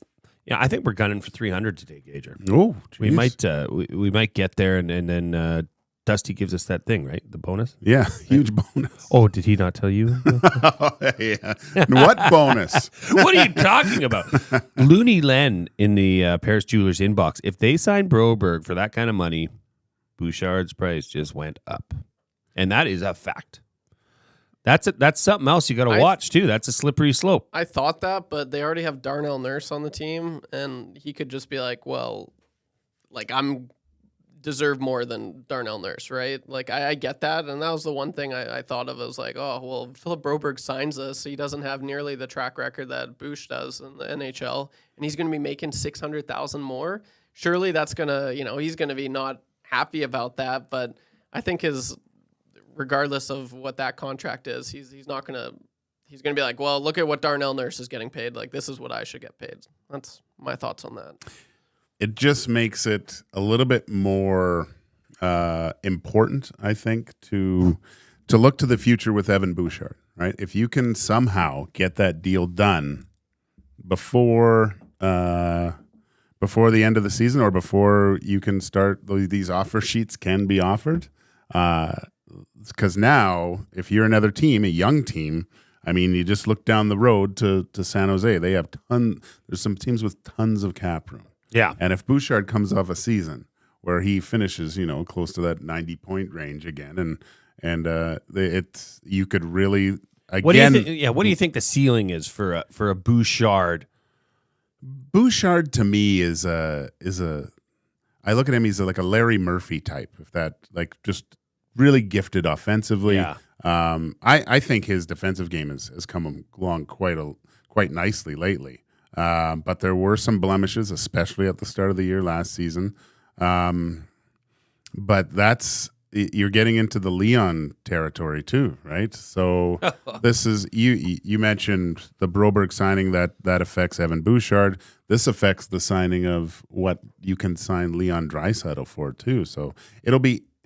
I want to see how much the cap is going up, right? So by all accounts, it's going to go up again after this year, I would say. So there'll be more room. Maybe that lessens the burden of having to sign if both players do stay and take that $6 million away from Evan Bouchard and Leon Draisaitl, if that makes sense. But yeah, there's a lot of things that Stan Bowman has to do, and it looks like we were all saying, how did he let this happen? Looks to me that they've calmed the waters a little bit so far. They've given them options to keep both players. There's still probably a really tough decision to make, but you got to look to the future now, here, right? You got to guard against what you have, because that's a huge RFA coming up with Evan Bouchard and a massive hole because he is an integral part of that power play. Huge. And I mean, you got to think about these things. I mean, everything affects every contract affects another contract, for better or for worse. We will come back to you on the other side. It is now time for critically acclaimed YTT and his sports update. YTT, you're batting about 80% here, so let's see you bump those numbers up, okay? Hey, you quit doing that. You're making me nervous. Okay, let's go.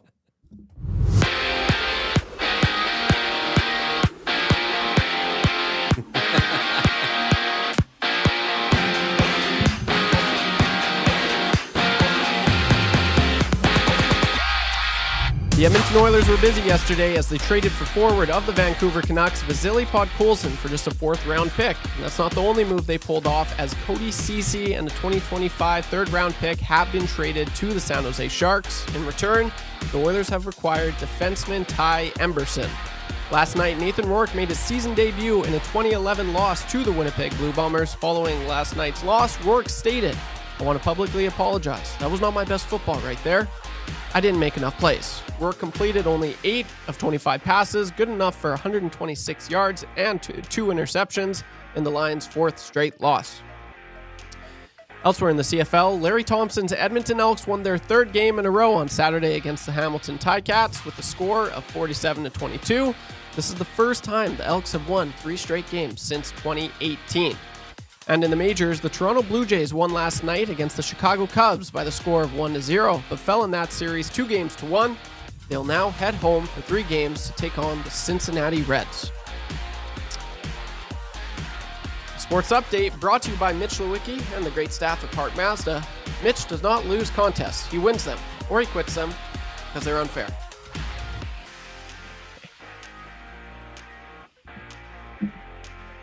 Hi there. If you're like me, you like to picture yourself in luxury, even though there's absolutely no way you could afford it. And if you can, well, even better. Thankfully, I picture myself in something that is luxury, but still absolutely affordable, like the all-new Mazda CX-90 from Park Mazda. With the new luxury features like facial recognition settings and quilted detail Napa leather seating, I can pretend to be comfortable with all of my proper settings activated without even touching a button, thanks to Mitch Lewicki and the great staff at Park Mazda. I like to picture Mitch Lewicki in a tuxedo t-shirt because it says, like, he wants to be formal, but he's also here to party too. Park Mazda, your dealer for life in Sherwood Park off Y Road, parkmazda.ca.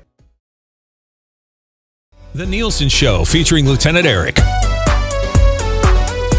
Only on Edmonton Sports Talk.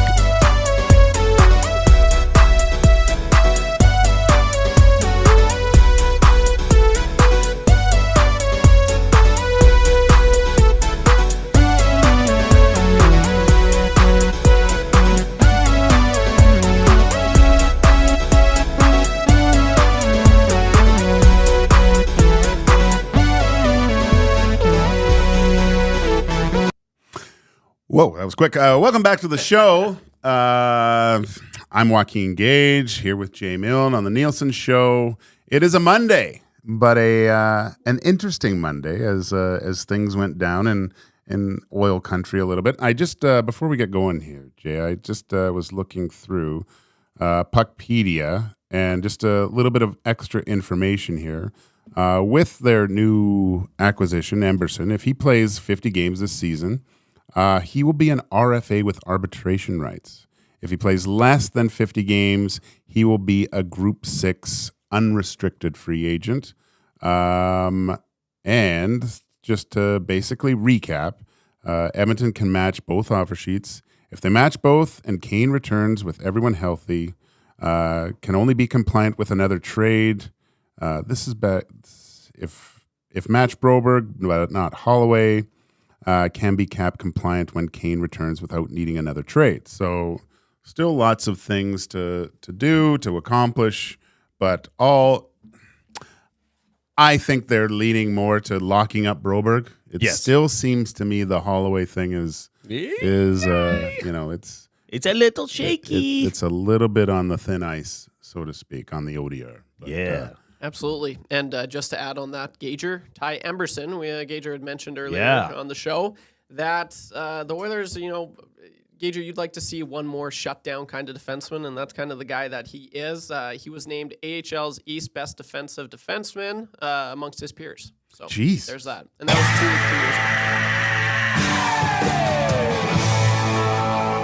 years ago. Trev bringing in the heat. Bringing in the Horatio Sands. Yeah, Nice. baby. Speak to me, talk to me. And I just want to point out we're gonna continue this Oilers talk for sure. But coming up very shortly is going to be Bryan DeArdo, CBS sports writer. He is a Pittsburgh Steelers guy. So for all the Steelers fans that are out there in the nasty chat or in the Paris Jewelers inbox, hit us up if you have a question that you want us to ask. Let it be known. Let it be heard. Let it be written. But yeah, I couldn't agree more. I think that the way things are trending, I mean, you'd be remiss not to think that Holloway might be the odd man out here. Yeah. Yeah, I think. We'll see. We will see. I mean, you always need change. You can't just. There's something to rolling it back to an extent, but I mean, you didn't accomplish what you wanted to accomplish, right? And making the same mistake over and over again is the definition of insanity, or I don't know how that goes. But doing the same thing over and over and expecting different results. Different results is the definition of insanity. So I think change is always good. My wife tells me that all the time. But no, I am. Some fresh new guys coming. You're going to get that excitement of guys coming into that locker room, right? Going, oh my gosh, realizing that essentially your chances for immortality are at your grasp, and all you hear is guys. I love when guys come in and win their first one, right away. And think, oh my gosh, this is great, and you don't realize how hard it is to get back. Tyler Seguin, and I said it before the end of the Dallas series, that game 6 where Dallas was dominant, and he was just after the game, and they asked him a question, and he just kind of head down, and he just said, "Hockey's tough, man.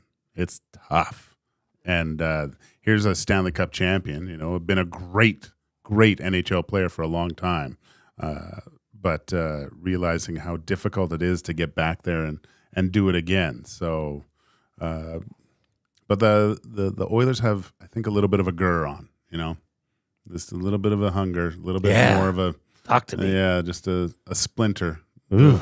That's a dangerous combination. You're getting me hot behind the collar, Gager.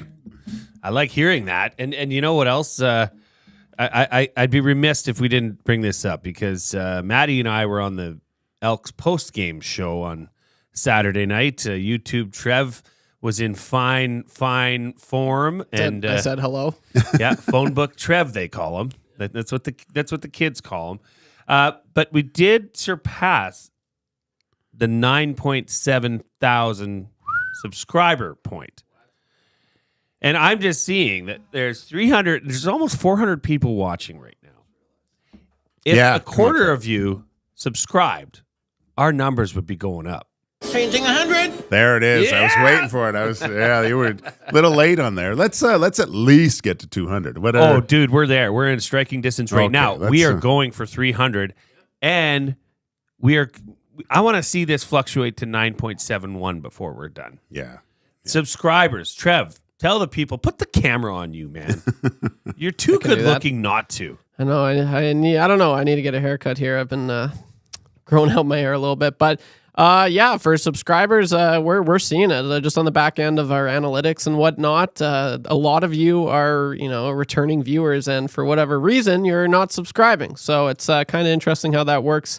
But I can see the numbers. I see it it's like 30 or 70 or 60% of you guys are still not subscribed. So 60% of our listeners are, it's like, what are you doing? That's a good chunk. Does that mean it's only the guys that aren't doing it? The gals are already all subscribed? Everyone, guys and gals. No, I blame the guys. Yeah. I think I'm blaming the guys too. Subscribed. I think so. So They're smart. They are. So you know what you do? It's not that hard. You just click subscribe. You just click one button, and then if you want, you can put on the bell notification, and you get notified whenever we're on, which is every single day, except for I guess right now the weekends. Except for it's Sunday, about to be VIP every single. It's golf about show, to be every single day from 6 to 6, which is just huge. Man. That's a game changer. Yeah. It is an absolute game changer. But no, it's been pretty sweet. But yeah, just looking at that, we just got 4 new subs. Okay, so all right, that's what I'm talking about. Yeah, it's not that hard. It's not rocket appliances. You know what you got to do, and we certainly love it. We're on the chase for 10,000 subs by the end of the month. So just 12 days now, 11 days. So let's get it going. Well, as Tyler and Terwilliger just chimed in, Glue Guy, you've surpassed your remissed quota for the day. And he says, thank you. Well, Tyler, I'd be remiss if I didn't say, I don't care. I'll say remissed as much as I want. I'm remiss that you sent that inbox text. PJ inbox. That's what is remissing me. I haven't seen now that. you've caused me to want to say remiss so much more. What does it mean? I don't know. I'd be remiss if I remembered. Oh, that's good. Well, we do have our Pittsburgh Steelers guest coming up shortly, but in the meantime, we've, this is still a touchy subject. This is still, who knows what's going to happen. But I get the sentiment from what we're hearing, what we're listening to, that Holloway, here's the layout of it. Both are absurd offers. Yeah. But in first offer sheet since 2015, what do? They saw a team that was up against the salary cap. They took a shot. I don't blame the St. Louis Blues. I think that was strategic, and I think they were doing it for the right reasons. I think they actually want both these players. Oh, definitely. Yeah, definitely. They weren't doing it out of spite or whatever you want to say. You look at their lineup. Holloway fits in kind of the same type of thing, possibly moonlighting in that top six, but they have some young talent, adding a little bit more speed. Broberg's a no-brainer when you look at the St. Louis Blues back end. They're top four. I think I got to take Krug out of there, but they're all over the 30 age line. So they're trying to get a little bit younger, right, and a little bit more skilled. I mean, what a great thing to do when you look at I was shocked because I didn't know the compensation, what that would look like, right? So when I saw just I go, oh, okay, well. At first, I was let him go. The compensations probably be enough of assets just to be able to get someone of their caliber back. But just to see them with the second and third round, peanuts. That and the odds of a second and third rounder becoming full-time NHLers, counted upon NHLers, is quite low. Well, and the Podgolzin trade also hints. We haven't really talked. We haven't dived into that We'll much. probably get into that later, but I think that we talk about the change of scenery, which is good. I don't know. Do you go to the Russian tea rooms in Edmonton much? They're much better than ones in Vancouver. So, but we'll have to go. But no, maybe a little change of scenery can help. It's always tough for a young kid, especially from overseas. I told Trev I was older when I went and played in Europe. First year wasn't a big deal, but second year in Sweden, everyone speaks English, but it's all like I went to school to learn Swedish a little bit. And it can be, difficult going to a supermarket the first time with your your English, Russian English dictionary, trying to get some broccoli, right? It's difficult. Trev, you Changing 200. There it is, baby. Let's go. Let's go. We're on the hunt for 3 bells. We're going to get there. Now it is time, ladies and gentlemen, to bring on our next guest. He is a CBS Sports NFL writer. And yes, it is an NFL day because guess what, baby? The NFL season's just around the corner. We bring in Bryan DeArdo, CBS Sports writer. Let's talk some football. Bryan, how you doing this morning? I'm doing great, guys, but if I may, I always love hearing your hockey talk before you have me on. I grew up a Penguins fan. So I had Mario Lemieux, Jaromir Jagr, Evgeny Malkin, and Sidney Crosby. I've been doing pretty good, and a lot of Pittsburgh fans are sad that the run's kind of ending. But man, I'm choosing to look at the half glass full, and I've been pretty selfish as far as hockey is concerned. But yeah, you had me on to talk football, not hockey. So yeah, happy to be on with you. Well, let's just ask one hockey question before we get to get to the nuts and bolts. You said it. Growing up a Pittsburgh Penguins fan. Having the likes of a Mario Lemieux, Jagr, the ageless Sidney Crosby is what I want to get to. Being in Pittsburgh, what do you hear? Is in your eyes does he hang it up as a Pittsburgh Penguin, or does Sidney Crosby get on the move possibly at the trade deadline, not only to stock the cupboards of the Penguins or to go and try to get one more? I'm 90%, like I think you would agree, and you guys, that he's going to stay a Penguin. But I do believe that the fact that Lemieux is no longer part of the organization, I think, does potentially open the door for him to go somewhere else. I know he is all about legacy. He's kind of, obviously he's from Canada, but he's kind of adopted Pittsburgh as his second home, and I think he does look at legacy. And Lemieux was a career Penguin. I think he wants to be a career Penguin, and I think he saw what happened with Yager. But again, I know he cares about the team, and I think for him it is team first. And as you guys know, he hasn't advanced beyond, I think, the first round since 2018. So I know that he obviously is hungry to still contend and compete for another Stanley Cup, and he's still, again, I think, among the best players in the league. So I would say he 80-20 will stay in Pittsburgh, but no, I think if the season's going south next year, anything is on the table. And obviously, if he leaves, then Malkin's going to leave, Letang's going to leave, and then they'll finally just reset this whole thing. But no, I think that's a great point. I think it is certainly a possibility. If things go south next year, those talks will happen. Yeah, that's of course in Canada. You mentioned it, Sidney Crosby being a Canadian. There's always talks of him coming home and trying to help Canada ruin that 25-year span of not bringing a cup home. But let's change gears. Let's go to the other direction. I'd love to talk about the Pittsburgh Steelers here. Just preseason. I think I was reading one of your articles, Brian, about the offense. I know it's preseason, and we get it's the same thing. It's a little bit sloppy. You can't really get a good judge, but you're looking for more little flares of brilliance, I guess, throughout the preseason from your big guns, and just the whole quarterback position fascinates me with the Pittsburgh Steelers right now with Fields and Russell Wilson. Tell us a little bit about that, and what are you hearing? Who in your mind is going to be getting snaps game one of the regular season? Well, no, I think I'm fascinated too, and I think Mike Tomlin said the other day that his assessment so far is kind of an incomplete in the preseason evaluating the quarterbacks because they just haven't had good offensive line play. And here's a two-part thing, is that I even heard Bill Belichick recently say, if you're going to play your starters in the preseason, particularly your quarterback, you have to have your starting linemen in the game, because if you don't, then what's the point, right? And that's the issue with the Steelers is, it's like they want their cake and eat it too. They want to see what they can get out of both quarterbacks, but they also are tinkering with their offensive line. Like, for example, they want Fatanu, the first-round pick, to be the starting right tackle, so they're moving Broderick Jones over to the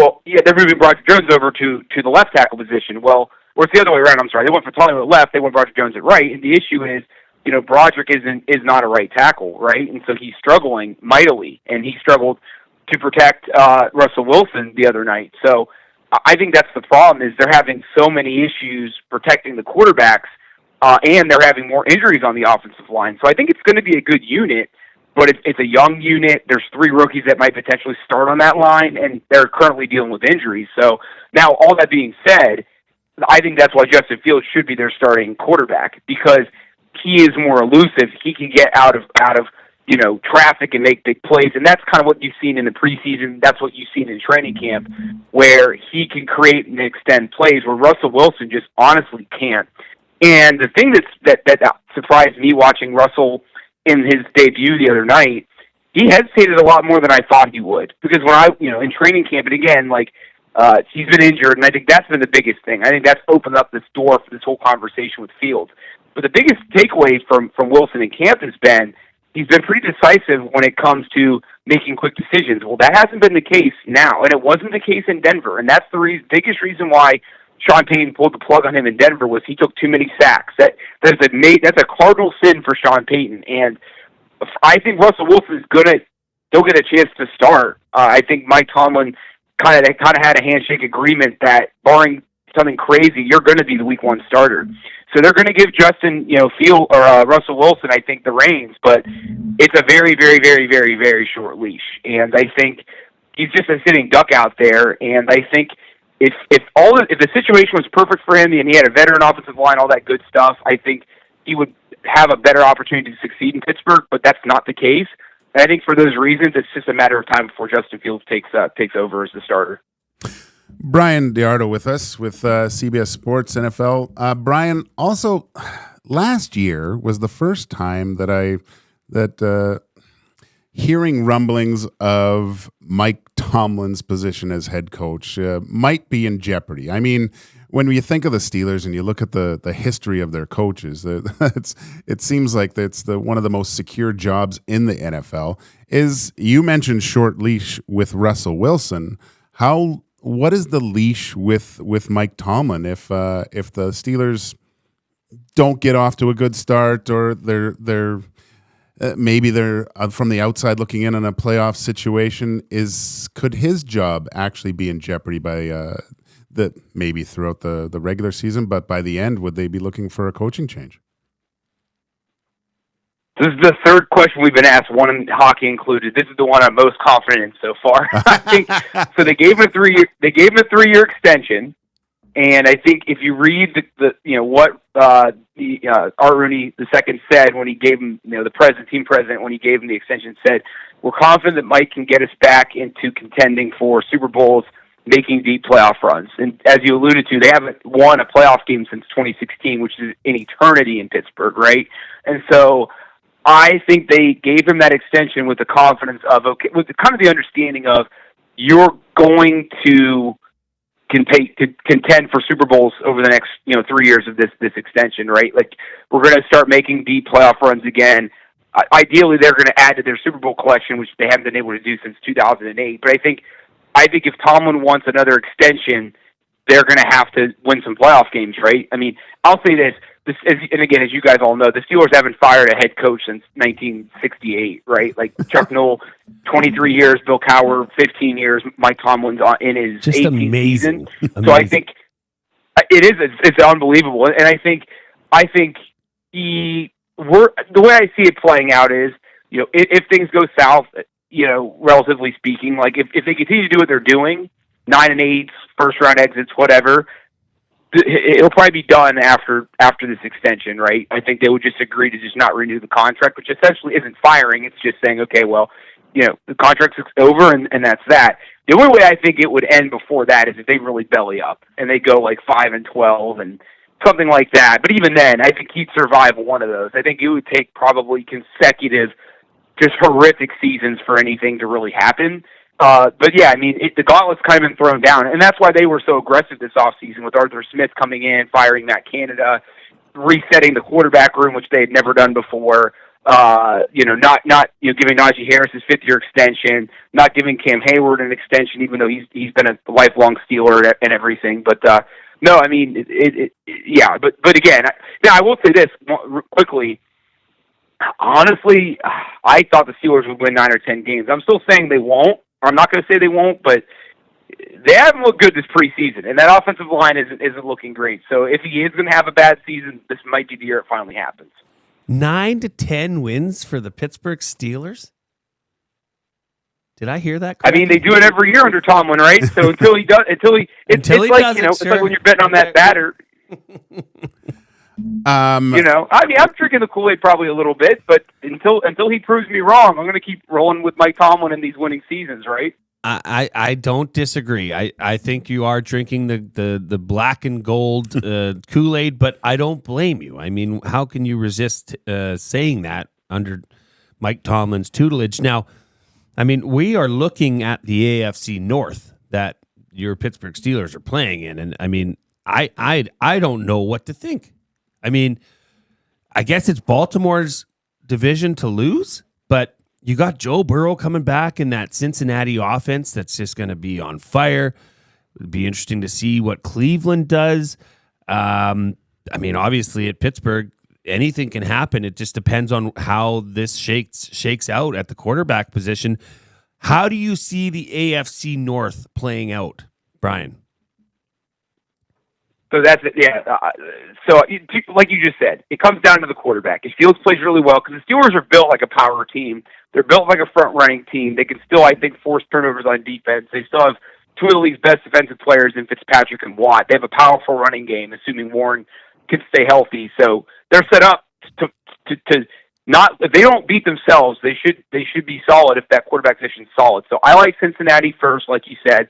But offense has question marks. I think that running game, losing Mixon is really going to hurt them. Zach Moss hasn't panned out there in the way they would have liked. But they've restocked at receiver with Bird and Gesicki at tight end, and their defense isn't what it was. But that's what happens when you pay your offensive players so much money like they have with Burrow and soon to be Chase. Cincinnati won. I like Pittsburgh at 2. I mean, if that quarterback position is solidified, and again, I've harped on the offensive line, but I do think when healthy, that line is absolutely good enough. And I think that they're going to add to it potentially when these rosters get cut down. They'll find some pieces, and and they'll patch up that line. I believe.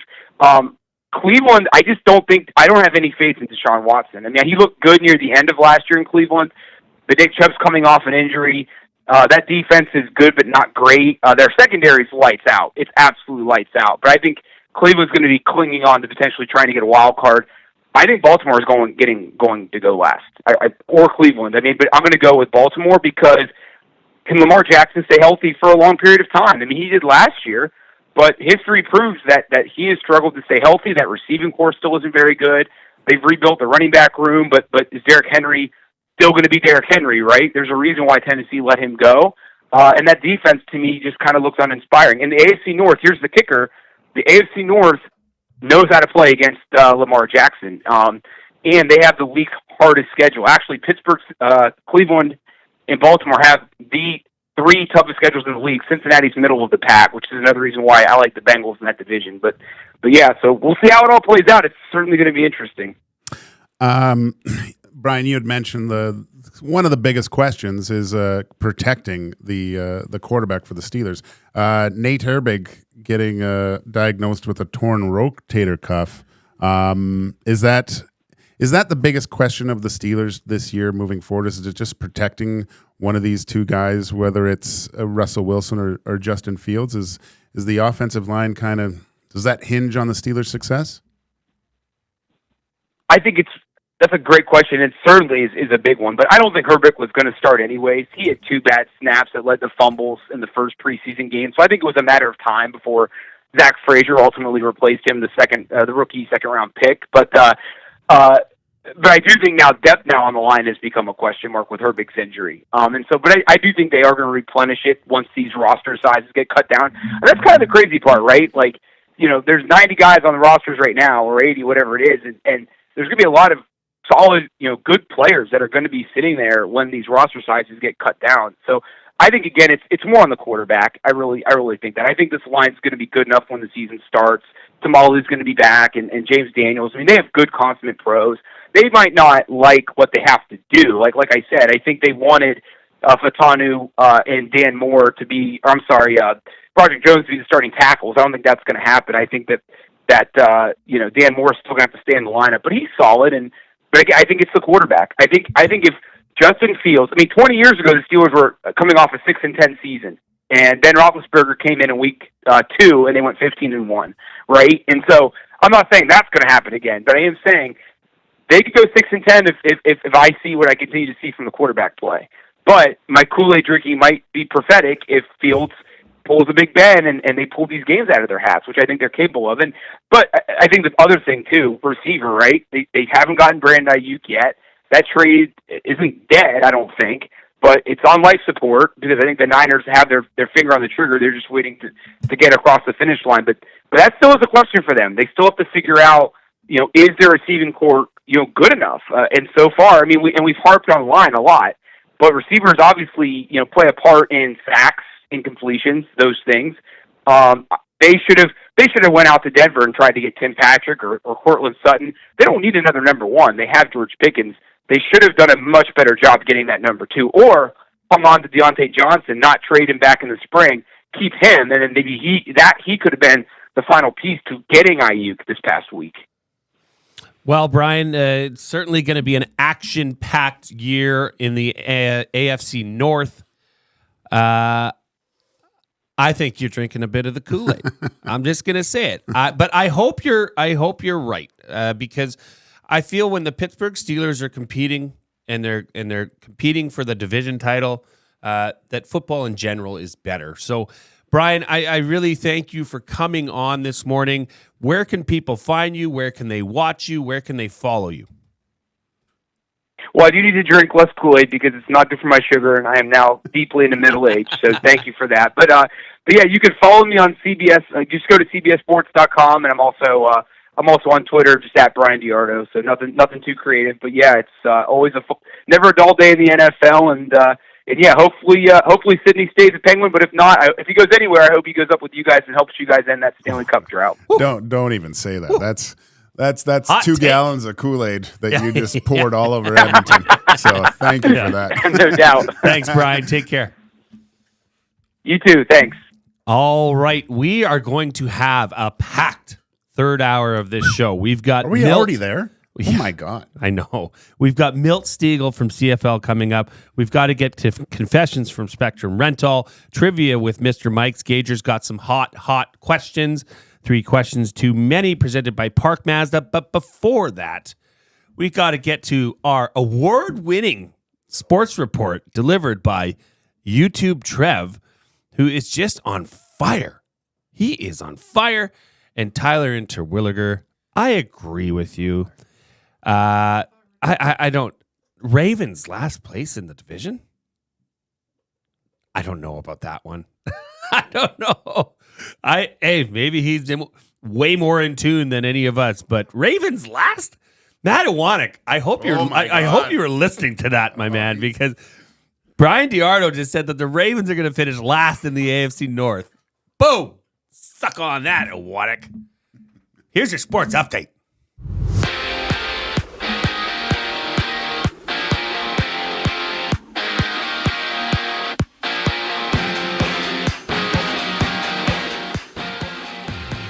And also, if you want to play kind of easy trivia, text in right now. Say, Trev, pick me, and I will pick that right after this. The Edmonton Oilers were busy yesterday as they traded for forward of the Vancouver Canucks, Vasily Podkolzin, for just a 4th-round pick. And that's not the only move they pulled off, as Cody Ceci and a 2025 3rd-round pick have been traded to the San Jose Sharks. In return, the Oilers have acquired defenseman Ty Emberson. Last night, Nathan Rourke made his season debut in a 20-11 loss to the Winnipeg Blue Bombers. Following last night's loss, Rourke stated, "I want to publicly apologize. That was not my best football right there. I didn't make enough plays." Rourke completed only 8 of 25 passes, good enough for 126 yards and 2 interceptions in the Lions' 4th straight loss. Elsewhere in the CFL, Larry Thompson's Edmonton Elks won their 3rd game in a row on Saturday against the Hamilton Ticats with the score of 47-22. This is the first time the Edmonton Elks have won 3 straight games since 2018. And in the majors, the Toronto Blue Jays won last night against the Chicago Cubs by the score of 1-0, but fell in that series 2-1. They'll now head home for 3 games to take on the Cincinnati Reds. Take your career to the next level with Clayburn Services. They are hiring all positions, including journeyman bricklayers and apprentices of all levels. Take advantage of their outstanding mentorship program and work with peace of mind, knowing they are an industry leader in safety. Visit www.clayburnservices.com or make it easy and give Jeff a call at 780-910-6728. Oh, let's do...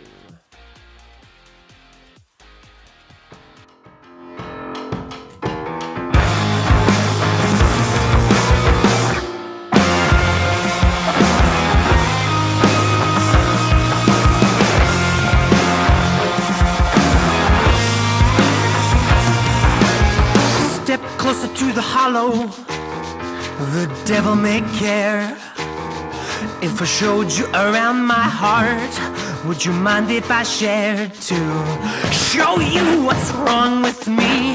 I will not change it. I will wait patiently while you get painted out. Let me into your untainted tribe, to be the one who gets to live a lie. Oh, let me lie with you. I'll be a perfect stranger. I wanna be that stupid boy that you don't talk about. You better believe there's a sharp knife beside my bed. You better believe there's a sharp knife inside my head. And if you would leave, I would take you by the hand. You and I would leave, but it wouldn't be that bad. Thank you. Get back in the closet, Lucas. Ooh, thank you, Whale and the Wolf, for that. Can't believe they live in there. 8:06 on the big show. Joaquin Gage, J Milne with you. Trying to fill the massive, huge galoshes of Lieutenant Eric and Dustin Nielson. I have to say, I had to rewind it or watch it multiple times. The Dusty morning walk on it was classic. Where he Is that where the branch hit him? Yeah, but he's always ducking under the trees, and he went. I don't know if go to Dusty's feed on X or Twitter and see his little walk where he blows through all the trees and keeps his composure. Did you see Britt Dort's response to that? No, I didn't. She replied to it. Yeah. She's on the field during the CFL on TSN broadcasts, and she was in her hotel room and she just grabbed like a fake plant and kept hitting her head with it. Nice. I thought it was really good. Now, we are going to get to kind of easy trivia, which is presented by Park Mazda. Or sorry, Mr. Mike's. Mr. Mike's, Mike Burger. Forgive me. The Mr. Mike's Steakhouse Casual, the casualest place ever, in the Hampton Inn on the corner of 137th Ave and Mark Messier Trail, and now with the 6 o'clock lager on tap. Nice. But before we do that, we'd be remiss, Gage. We would be. We'd be remiss if we didn't say, that's good. And you know what's really good? What? The Italian Center shop is celebrating their 65th anniversary. Wow. Happy birthday to the Italian Center shop. 65 years in business. Do you know how difficult that is? That is so hard to do. And I think the only way that it can be explained is by their donuts. Either that or the sandwiches. The selection of coffee that they have there. I'm a Lavazza guy. Just and cool. Is that what you made this morning? No, that was Folgers. But well, that's what they say. The best part of waking up. It was the best part of waking up this morning. But the Lavazza in my ground espresso machine, no other bean goes in there. Yeah. But that's where I go to get the bags too, right? Because they have different. Some places have them all, and you can just try the different roasts. Good Italian espresso. I'm gonna have to get me some Lavazza. Yeah, very nice. Very well, nice. it is time, and just so you know, we're not going to bring Milt Stegall on until we hit 300 likes. That is a guarantee. Let's smash that thumbs up. We have almost 400 people watching right now. Smash the thumbs up. It helps us with this strange thing called an algorithm. I don't know what it means, but it sure helps. And YouTube, Trev, it helps YouTube, Trev. Every like means another 10 cents into his This is Sports Update of the Year This is true. award nominee. I can confirm. He can confirm. Once again, kind of easy trivia is brought to you by Mr. Mike's. Mr. Mike's Steakhouse Casual. They have 6 o'clock lager on tap. They are located in the Hampton Inn on the corner of 137th Ave and Mark Messier Trail. YTT, who do we got today? We've got Gordo. Gordo's going to give it a go. Gordo, I love it. Gordo, have you played before, Gordo? Yeah. How did you do? Were we listening to the sweet sounds of Roseanne Barr, or were we celebrating? Nope, 5 for 5 every time. 5 for 5. So all now right. I'm gonna blow it. No, don't do that because it is a little arrogant. Because I don't think we have access to Roseanne Barr. So let's get going. Trev will start the ticker after I read the first question. Gordo, here we go. Did the Elks win on Saturday? Yes. What player was traded to the Edmonton Oilers? Everything. McLeod Bethel Thompson won his first start of the season. True or false? True. How many players did the Oilers add over the weekend? 1. Who got the game ball for the Elks after the Elks win? Larry Thompson or Larry Bird? Larry Thompson. There we go. He got it. 4 for 5, I think. And he got it! That is why I did it! At number 5! Are you kidding me? That's right! Who do you think you are? I am! Get it right! You can't have a newcomer come in and steal the show. That's happening. Oh, we've been strong. We're just playing by the rules. Oh, you better believe that's happening. And I was in Miami with my new beach house. Well, it was a couple minutes from the beach. That's happening. The first year we took it to the limit. Take it to the limit. You cannot come to my house. No, not today. You cannot come to my house. No, not today. Great job, Gordo. I like that. He's off to Mr. Mike's, hitting probably that juicy, delicious Mike's burger that Dustin Nielson raves about consistently. And I have a confession, kind of, that I've never had a Mr. Mike's burger, which is fascinating to me that I haven't. Wow. Yeah. Well, should we jump the queue here and just get into confessions presented by Spectrum Rental? I think we shall. Spectrum Rental, the fleet is always expanding. If there's something you need but you don't see it on the website, email info@spectrumrental.com or call 780-463-3856. Let's get into confessions. Gager, confessions. It's I think it's one of the best burgers you can get in a restaurant, in a sit-down restaurant. I need to know this. And see, I come from a belief of Earl's, the bigger, better bacon cheddar burger. Like that is to me the pinnacle, and Mr. Mike smashes it out of the park. Murray McCord didn't believe in the burger until he actually went to Chicago and went to a restaurant called Gage, I think was what it's called, and had the burger and was like blown away. The U.S., I mean, if you go to certain restaurants and you can get it done. I mean, Jay, I'm at an age where I grind my own meat these days, and so I've been known to create my own burger. But I like that because if you just buy the ground beef, you got to cook it straight through to avoid the mad cow kind of stuff. Yeah. But if you take the strip loin and maybe a short rib, throw it in your little grinder and make your own pat. Yeah. Oh my gosh. I've said this before. My recipe for the best burger is half a pound strip loin, half a pound short rib, half a pound brisket. You put that in you buy the little attachment for the KitchenAid, the mixer? Yes. So you grind that up, make your patties, throw them in the fridge for a few hours, throw those on the grill, and then you can have steaks. I don't get well done steaks. My steaks are usually somewhere between medium and medium rare. And so you can actually get that little pink in the middle with the burgers, and it's next level. So my confession is I'm a burger snob, I guess.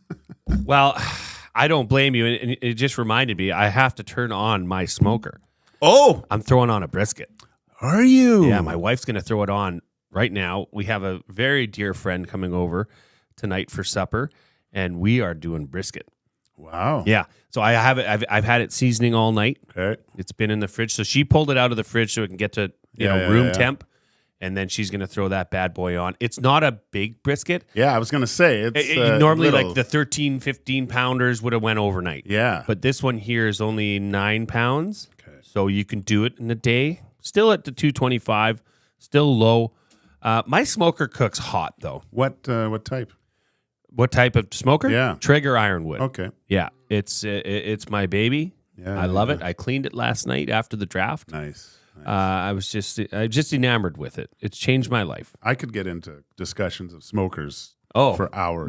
We could go for days, I'm sure. My dream is to actually go get one day the offset smoker. Like with the wood and just sit out there. I know the way that we smoke isn't really like it's the way that it's idiot proof a little bit. It is, thank God. Yeah. Because certainly I would screw that up. Speaking of confessions, I don't personally have a confession, but the mayor of a small town, Georgia town, Benji Carey Crawford. He may have some confessions to make here. Very soon. He was indicted last week on felony charges of furnishing prohibited items to inmates. Now, this is true. Well, allegedly. He's been indicted on this. Allegedly, this is the mayor of the town. Okay, allegedly, the 52-year-old mayor bought a bottle of gin and left it in the ditch along Georgia 150 in the path of a work crew of state prisoners from the Jefferson County Correctional Institution. So this guy's just out there leaving booze in the ditches for all the inmates to drink. The mayor of the town. That's a new one. I mean, I guess I'm assuming this wouldn't be the first time he's done this to get convicted and charged, and you could say I dropped the bottle. I don't know. Maybe he's been doing this for a long time. I'm flashing to one of the greatest movies with on a rooftop tarring it with Andy Dufresne. I was going to say maybe one of the inmates helped him with his finances. Yeah, maybe Andy Dufresne is working on some side deals. Oh yes, that was on this weekend again, and I that's one of those movies. If it's on, I put it on, and I might not sit, but it's on. Like it's I watch a must-watch. It's a must watch. So it's a must watch. That look of Andy Dufresne when his buddies and Morgan Freeman talking over, yes, sitting outside, drinking some suds. I like how he said suds. Yeah, I like suds too. Made us feel like normal humans for a few hours. Ooh, that was not bad. That was really good. That was really good. Wow, we are pushing the 300 envelope here, and I really want to get there before Milt Stegall comes on. It is now time for 3 questions too many, presented by Park Mazda, your dealer for life, where Mitch Lewicki knows that it's remiss, not remissed. I've been thwapped. Yeah, I got my wrist slapped here a bit. It's remiss, not remissed. Thank you for those who are caring enough to send me that kindly and not just flat out call me an idiot. I appreciate that. That means a lot. 3 questions too many. Gager, Trev, who are your NFL teams? Oh, jeez. Put the camera on, Trev. I want to see your beautiful face. Okay, I can do that. Gager, you want to start us off here? It changes because I don't per se have an NHL or an NFL team per se. I was partial to the Eagles last year. I liked Jason Kelsey, and I wanted to see him win one more before. He's a likable guy. Well, I love the fact of an aging professional athlete and a good one, and I know he already won one, which I'm happy about. But going out on top, that going out with a Super Bowl, I think is just awesome. Yeah, you know what? It's very tough for me to say. I've had teams in the past that I've followed more than others. I don't want to be. I'm interested to see. I think there's the thing that you want to see the greats win one, right? So I might have to join Awanek a little bit just to see if the Baltimore Ravens and if they can get one this year, because the window's closing, isn't it? Yeah. I think that's fair to say. That's where I'm leaning right now. Okay. Okay. Baltimore Ravens. Trev?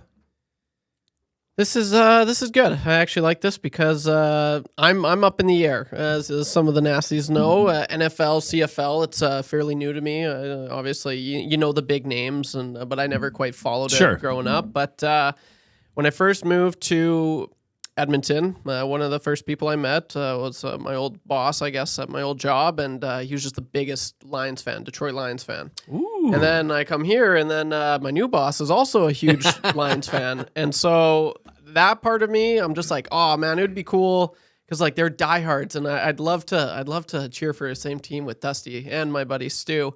So there's that. So I want the Nasties' help here. Either Lions is the one team. A lot of Vikings love right now. A lot of Vikings. And that would be a divisional opponent. So you got to choose your battles there. I would side with your boss. Because it is a good time also, Trev, they look to good. be a Lions fan. Yeah.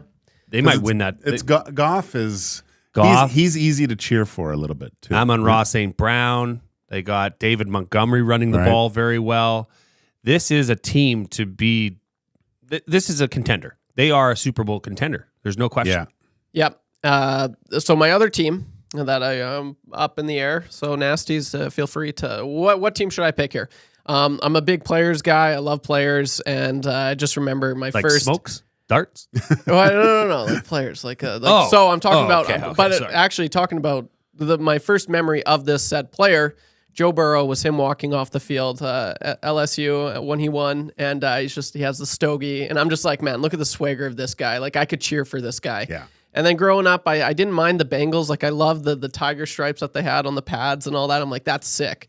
And so it's the Bengals or Lions. Those are the two cats, battle of the cats. I think it's only a matter of time before Burrow gets them there and wins one. I think Joe Burrow's going to have a big year. Yeah, but it's just when you watch. It depends. Do you want to be suffering and painful for the rest of your life? If you do, cheer for the Lions. If you want to have, okay, we suck and then we're good and then we suck and then cheer for the Bengals. And I think the Bengals have the best helmet in pro football, hands down. So, who's the most entertaining NFL player? To me, it currently, I think it's Lamar Jackson. That's why I say, Ravens, right? Because just when you watch, he is must watch. Lamar Jackson is definitely up there. Yeah. I mean, you look at a player, you look like a guy like Christian McCaffrey. Yeah, just how dynamic he is. That guy can hurt you and punish you in so many ways. It's just fascinating to watch him play football. And then you mix in that his teammates are Deebo Samuel. Mm-hmm. That guy is punishing as well. I don't know how the 49ers have not got it done yet. So maybe this is their year because the roster they have is you can't hold on to that forever. So I'm shocked they haven't got it done yet. Now, we will be joined by Milt Stegall shortly, but like I said, folks, we will not bring him on air until we are at 300 likes. We are 6 away.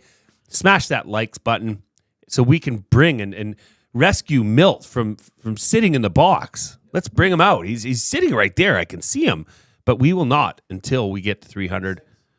So we're 6 away. Be the difference. Yeah, be the difference. Be the difference today. Now, Trev, I think maybe I'll announce it. Game. I'll have 2 jerseys and I'll pick the jersey. Kind of like how they do the in college. In college, where they pick the hat. They pick the hat. Maybe I'll just do the hat. I like that. Well, Dustin will have a Lions hat. She's got to go buy the Bengals hat. I think that'd be fun. Good content. I think it would be good for you.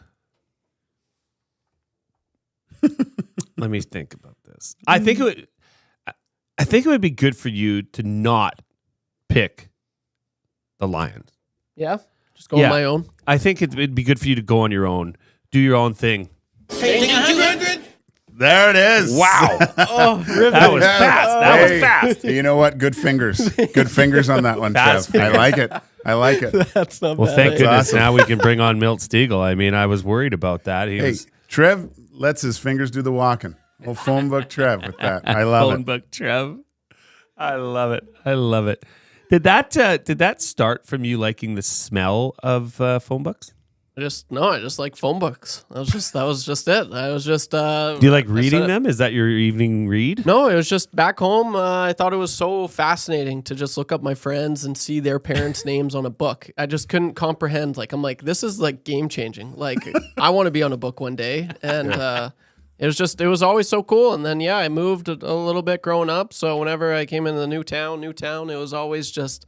Are we on the book yet, Mom? Or have we made the new book? And then I see our name, and I'm like, oh, my gosh. And then it's just cool. And then I always found it fun just looking up. And then I'd memorize all my friends' numbers. And they'd be like, how do you know my home phone? And I'm like, oh, it's a phone book maybe. Yeah, back in the day, that's what we did. It was fun. So do you know the difference between... So much fun. Let me ask you this. Probably not. Do you know the difference between white pages and yellow pages? I know there's a lot of white pages and a lot of. Is it yellow pages of businesses? Is that one? Oh my God! Oh my God! I think I saw a lot of businesses in the yellow pages. Yep, there we are. Okay. Oh God, that's good. That's why restaurants would always be AAA. Yeah. Restaurant or AAA pizza. Yeah. So you could be at the top of the yellow page. Can you imagine? Well, and then now it's funny.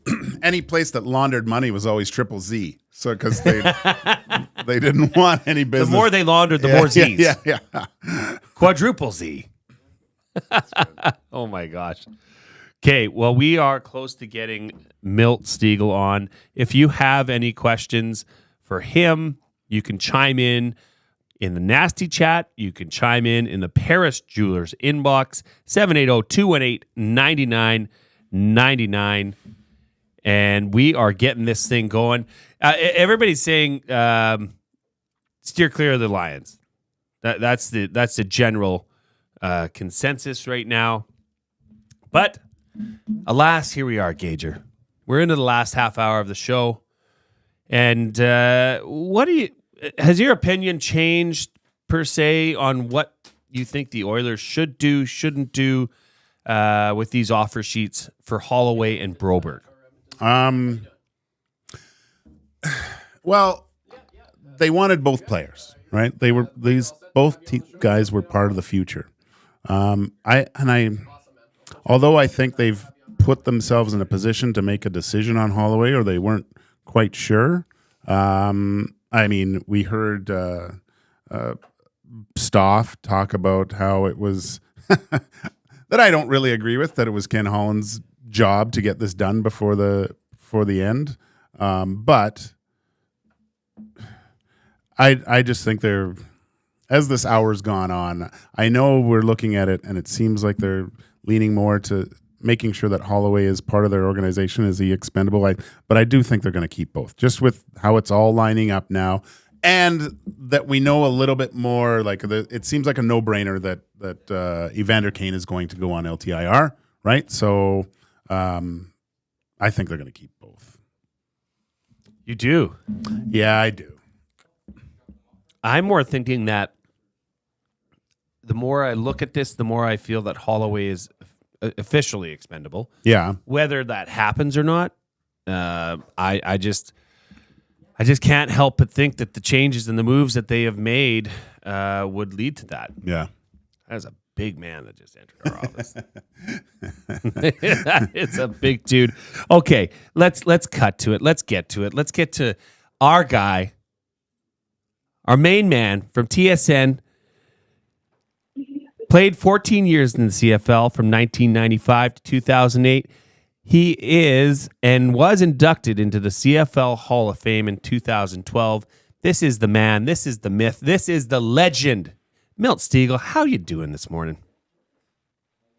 Man, I'm doing great. I appreciate the introduction, man. That was awesome, man. You can talk to my wife. She never gives me an introduction like that, but appreciate that. Thank you. Well, I've been married for 16 years, brother, and I know how you feel, my man. Now, I'm going to do this for you. I'm going to set something up. I'm going to paint a picture, as they like to say on radio. It's the year 2006. It's a cool evening in Edmonton. Kevin Glenn is the quarterback of the Winnipeg Blue Bombers. You're down 22-19 at Commonwealth with 4 seconds left in the game. You, Milt Stegall, come out of the waggle and deliver one of the best comeback videos of all time and comeback games of all time. Of course, that was the game where half the fans had left Commonwealth, and here you go and ruin the party. Talk us through that play. I've specifically wanted to ask you this for so long, of how that play happened, what happened in that coverage, and how did that feel? How was that locker room after that play? Well, I'll try to make it as short as possible. The play before that, I just ran down the field and Kevin threw me the ball. And I came back to the huddle and Kevin and I both, we said, did you see what just happened? Did you see the defense they're playing? And we never thought we had a chance of scoring, but we were just surprised about the defense they were playing. So we came out, same play, ran the exact same play, and they played the exact same defense. And I caught the ball. I don't know if I turned invisible or whatever, but the guys missed me, and I caught the ball and kept running. So it was a crazy play. The atmosphere in the locker room afterwards were crazy. The coach at the time really wasn't too excited when he won games, but after winning that game, it was some excitement in that locker room from everyone involved. So that was just a crazy play. As I said, when we got back to the huddle, and I'm usually the optimistic person, no one thought we were going to have a chance to win that. But we won it, and as I mentioned, our coach at the time, Doug Berry, he was in the locker room dancing, and he was really an unassuming guy. But after that play, everyone was really excited. The fact that we won that game with the situation and everything that played out. Milt Stegall with us from CFL on TSN. Milt, I love the wardrobe choices that you have on air. They're impeccable, really good. I want to go to the. I just had to pump your tires for a little bit. That's it. But I appreciate it. Watching the. I just want to go to the Montreal Saskatchewan game over the weekend. Very entertaining. You know, if the Rough Riders can get a field goal, this game doesn't get to the point. But we were talking earlier, and it seems like that the command center is influencing games, and I don't think the respect or the way that they thought it was initiated in the first place. Does something need to be done here in the CFL? Does the command center have too much influence over the last few weeks here? There's been some problems. There's been some problems that need to be resolved because they're impacting games. And, you know, I know they want to get everything perfect, but life, football, it's not a perfect game. It's not going to be perfect plays. Players make mistakes. Coaches make mistakes. Officials are going to make mistakes. And the command center is trying to correct everything, which is impossible. So sometimes, in my opinion, you have to let things play out. Let them happen. They react too soon to things, and they have to sometimes step back and say, I got to look at this from the fans' point of view. How do the fans see this? And they're trying to get everything exactly right, and I think that's the problem. But they talked about how they're going to make some changes. Maybe they're going to get some different individuals looking at it, get some different eyes on it, because what's happened over the last few weeks really hadn't put a good look on them. There's been some errors been made, and they've been some bad errors. So they have to get some things correct. I've been one who's always said I don't think you should be able to challenge pass interference. That's one of the most subjective things there is. So my thing is, whatever's called on the field, go with that. I hate the fact that you can challenge pass interference. I know some coaches like it, but I still hate that. So they know they have to get some things correct, and hopefully they get it done sooner than later. Milt, also being a former player, and I don't know if you were ever part of something like that happened over the last week here in Edmonton with the Elks with the change of ownership, but I just want to get your kind of a player's view of, with ownership, does the change of ownership through the middle of the season, does that affect you as a player at all? Is it a fresh start? Coming from Edmonton, where there were rumblings that, you know, are we going to have the proper funding now that that's all done? Is that a sigh of relief as a player, a fresh start? How would you look at what happened with the Elks over last week with the Larry Johnson now taking the reins of the new owner? That's definitely a fresh start for that organization, for that team, for those players. They understand that, you know, it's almost, we're starting anew now. And it's a gift and a curse. You know, you understand now you have some stability. Financially, you're good, but you also have to understand that you're starting anew. So there are going to be changes. There are going to be changes with players, with coaches, with personnel, with GM, whatever it may be. There are going to be some changes regardless of what happens this year. Come next offseason, there are going to be some changes. And if you want to be involved in this organization, you better get out there and make it happen. So I'm sure players understand that. I'm sure G-Roy understand that. Jarius Jackson, everyone involved, they understand that there's going to be some changes. And if you don't want to be part of those changes, if you still want to be with this organization, you better show this new owner and the people who he has looking at what's going on that you're suitable and you're capable of being here. So those players understand that. They know that. I've seen some players sucking up to the owner, when he's on the sideline. I'm not mad at him. It's all part of, I want to keep my job. So they understand that change is going to be made, and if they don't want to be part of those changes, you got to go out there and perform. Milt Stegall joining us, the legend from CFL on TSN. Milt, we got to talk about this West Division as things are tightening up every game. I mean, you look at the Elks, who have now rattled off 3 in a row, and they are sitting at 3-7. The division leader, Saskatchewan Roughriders, are 5-4-1. They're 2 games back from the division lead, if you can believe that. How do you see this West Division shaking out? I mean, it's almost like nobody wants to take it away. I mean, in the East, you have Montreal, but in your opinion, Milt, do the Elks have a realistic chance of getting into the playoffs, and who do you see coming out on top in the West Division? Oh, man, without a doubt, they have an opportunity. As you just alluded to, they're right in the mix. They're 2 games behind the first place Saskatchewan Roughriders. They are right there. You see the Bombers playing some great football. Their defense is playing lights out. Now their offense is starting to catch up. The BC Lions are hoping that Nathan Rourke can get back to form, and he can make things happen. Calgary Stampeders, I'll leave it at that with the Calgary Stampeders. I think they're on the outside looking in. But if I had to pick a team right now who was going to win it, that's tough.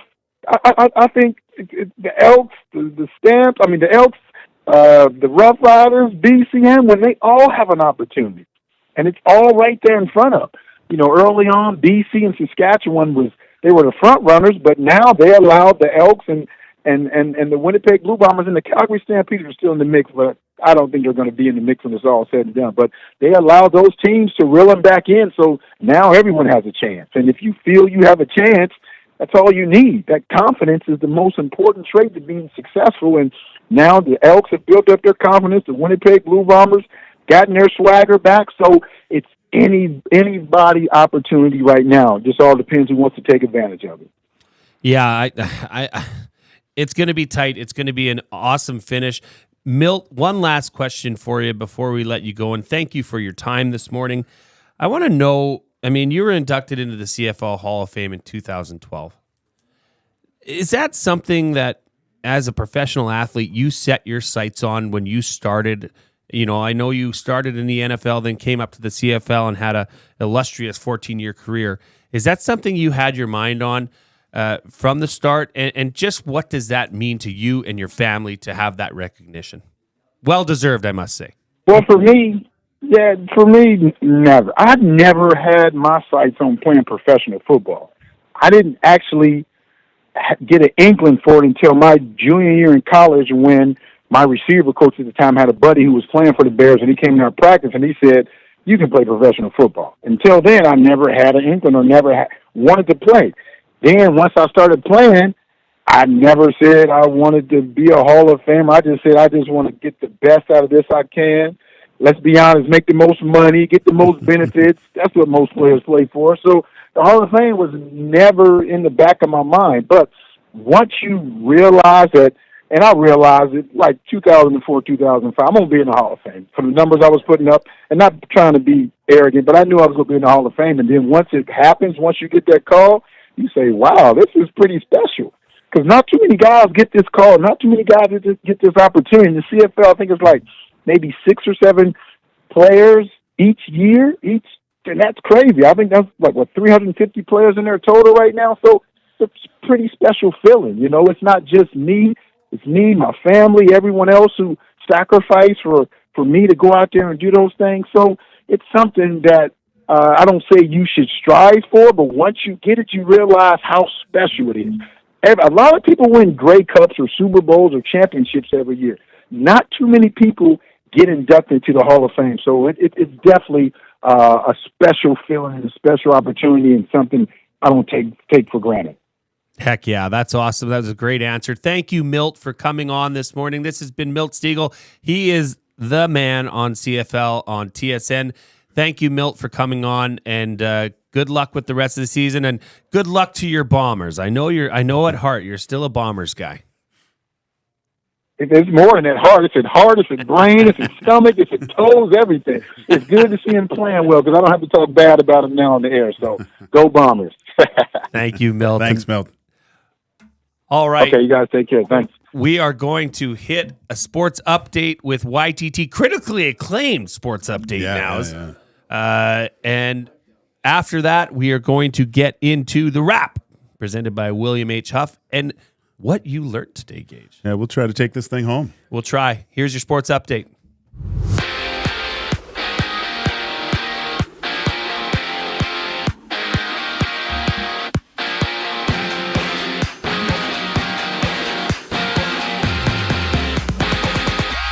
The Edmonton Oilers were busy yesterday as they traded for forward of the Vancouver Canucks, Vasily Podkolzin, for just a 4th-round pick. And that's not the only move they pulled off, as Cody Ceci and a 2025 3rd-round pick have been traded to the San Jose Sharks. In return, the Oilers have acquired defenseman Ty Emberson. Last night, Nathan Rourke made his season debut in a 20-11 loss to the Winnipeg Blue Bombers. Following last night's loss, Rourke stated, "I want to publicly apologize. That was not my best football right there.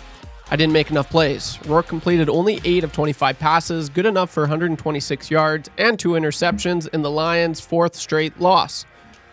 Elsewhere in the CFL, Larry Thompson's Edmonton Elks won their 3rd game in a row on Saturday against the Hamilton Ticats with the score 47-22. This is the first time the Elks have won 3 straight games since 2018. And still, Dracus du Plessis successfully defends his title against former middleweight champ Israel Adesanya with a rear naked choke in the 4th round. This is the 2nd title defense in a row for the current champ. Wait is over. Sit and Sleep is now open. Celebrate with 20,000 square feet of savings on the trendiest furniture, home decor, and mattresses. Apply for your Sit and Sleep card today to make no payment for 18 months interest-free. And be entered to win your purchase up to $5,000 on furniture and home decor. You can find them next to Planet Fitness in South Edmonton Common. For other.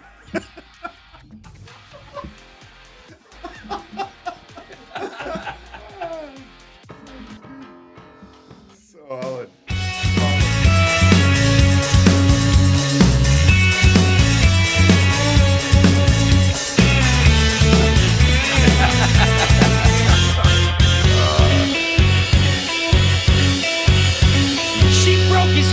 With a baseball bat, a man with a tendency to overreact out of control. Oh, and so it goes. The kid with the promise, with the friends with the tats, hopped in a car now past the scalpel stat 6 feet below. Oh, and so it goes.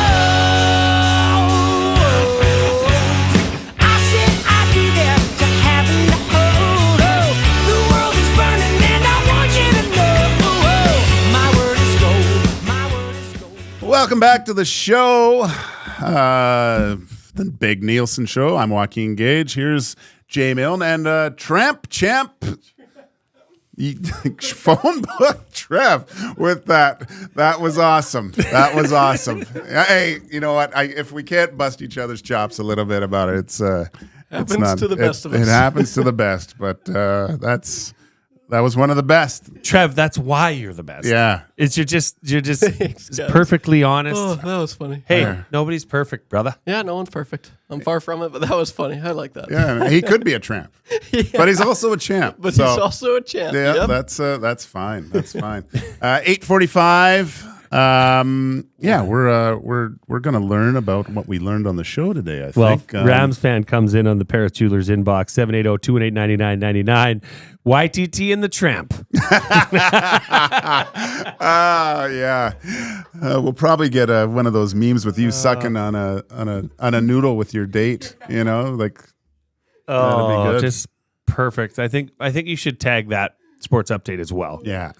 That could be something of epic proportions down the road. I'm sorry for laughing. I'm not sorry for you at all. Yeah, that was good. I think it's hilarious. If we're not here to laugh, what encourage the laughing. Yeah, encourage it. Okay, yeah, we're wow. Where'd the done. time go? I know. Thank you, everyone, for joining us on this Monday. I know it was Anytime there's Oilers news, we get the little oil bump, which is great. Yeah, let us know what you think. Like we had the poll earlier, Trev. What's the info on that poll? What are we at? It was at so it finished at 75% said they prefer to sign Broberg, and 25% would prefer Dylan Holloway. Okay, well, yeah, that 25%. They obviously had a good weekend drinking, so yeah. They might be tramps as well. But you're champs for joining us here on this Monday. I think we should. I'm going to go a little off this. Not that there is a script, but I'm going to. Maddie, can you come in here, please? Uh-oh. Here we go. Well, I think Maddie's got something he wants to. What he should be proud of. Oh no! Bring your trophy in here. Bring your trophy. You brought it in. I don't care. Well, right now, currently, this is Gager and I's show. So you bring that trophy in here and you show it off. Now, this is from the Franco's golf tournament, right? Here, put it right on the front here. Wow. And your team took first place. What was the score? 16 under. 16 under. That's a respectable score. I can't even accuse you of cheating. How was the shoulder? It was well. It was good. It was it? It seemed okay, but I only went 6 iron or lower. Okay. You didn't use the big stick, eh? Made some putts. Wow. A couple of chips. So proud of you. Oh, Redbeard's in the house. What is it? What is it? Oh, Raiders. The Raiders. That is nice. Derek Carr jersey. That's for you. Wow. That's amazing. That's a nice jersey. That's really nice. Not bad. Wow. I might be persuaded. Wow. So 16 under, Awanak and the fellas. I met them all at Century Casino Sport Bar and Lounge on Saturday night after the Elks game. They were out supporting their boy, and looks like they didn't spend too long there because they did. One was hurt. I guess the shorter guy? Yeah, I could see that coming. He's never been to the tournament we went to before, so he wasn't ready for the fact. Oh, he was boozing the night before. Right. How are your levels right now? Yeah? It was a morning tournament, so so you can sleep it off in the afternoon. I've been out since like 5 o'clock. Right. Yeah, exactly. Yeah. Congrats, Maddie. Round of clicks for Maddie. And the what'd you guys call yourself? The Ball Busters? Sand Wedges? Okay. Well, congrats. Congrats who? Team Lynch, I guess. Lynch put it Kyle Lynch. Kyle Lynch. Team Kyle Lynch, round of clicks for the Franco's tournament. Gager, what did you learn today? What did I learn today? Well, you know what? I learned it was interesting with David Harrison on the Commanders. Just the parallels between name changing and things, and how the it sounds like the people want the logo back. The name's gone. We can say the name's gone. Chigo. I'm partially on board with that. You know, I like that. I think it's part of history a little bit with that football club, and how we're similar in that regard here in Washington. Interesting. Yeah, I learned that we didn't finish 3 questions too many, presented by Park Mazda. Did we? Because one of my questions was actually, I think it was Joel that brought this to our attention, that today, and you put that camera on you, Trev, because we're going to talk here. Today is National Soft Ice Cream Day. Soft Serve Ice Cream. Oh, really? National Soft Serve Ice Cream Day. So my question to you then, and feel free to chime in. Sickler's in the Paris Jewelers inbox. He says that I learned Gage makes a mean burger, and that is truth. Yeah, that's facts. You know, grinding your own sausage. God bless you. You're a national treasure. If I'm gonna have soft serve, I do like it dipped. Oh, you got a dip. I do like that dipped. Yeah. But if I'm having soft serve, I'm just going plain vanilla, baby. You know, from where? Well, yeah, you know the only spot. But they have these machines now. I saw one at a small town gas station. I believe it was in Two Hills. Yeah, and they have these machines where you can just pick any flavor you want, and it'll immediately turn it into a swirl. So you could have blueberry vanilla swirl. Just like that. Yeah. They have those I do those sometimes, but yeah, I don't dip my cone. I keep it clean. And I extra large. That's awesome. I'm a big maple nut guy myself. Okay. I like maple nut. That's my go-to. Maple nut. Serve. Maple nut. Every now and then vanilla, but maple nut. And if there is a nut in there, I like it. Like the Yeah. Trev likes nuts on his. It's fine. It's fine. It's fine. It's totally fine. Yeah. I also learned that Maddie's Baltimore Ravens are going to finish last in the AFC North. That's tough. That's a tough one. But at least he won the golf tournament. At least he won the golf tournament. That's about all he's going to win. I cannot see the Baltimore Ravens finishing last. I don't think Lamar. You know who's going to finish last? Pittsburgh. That's what I think. And whatever that guy's been drinking all weekend, I would like some because that is tasty.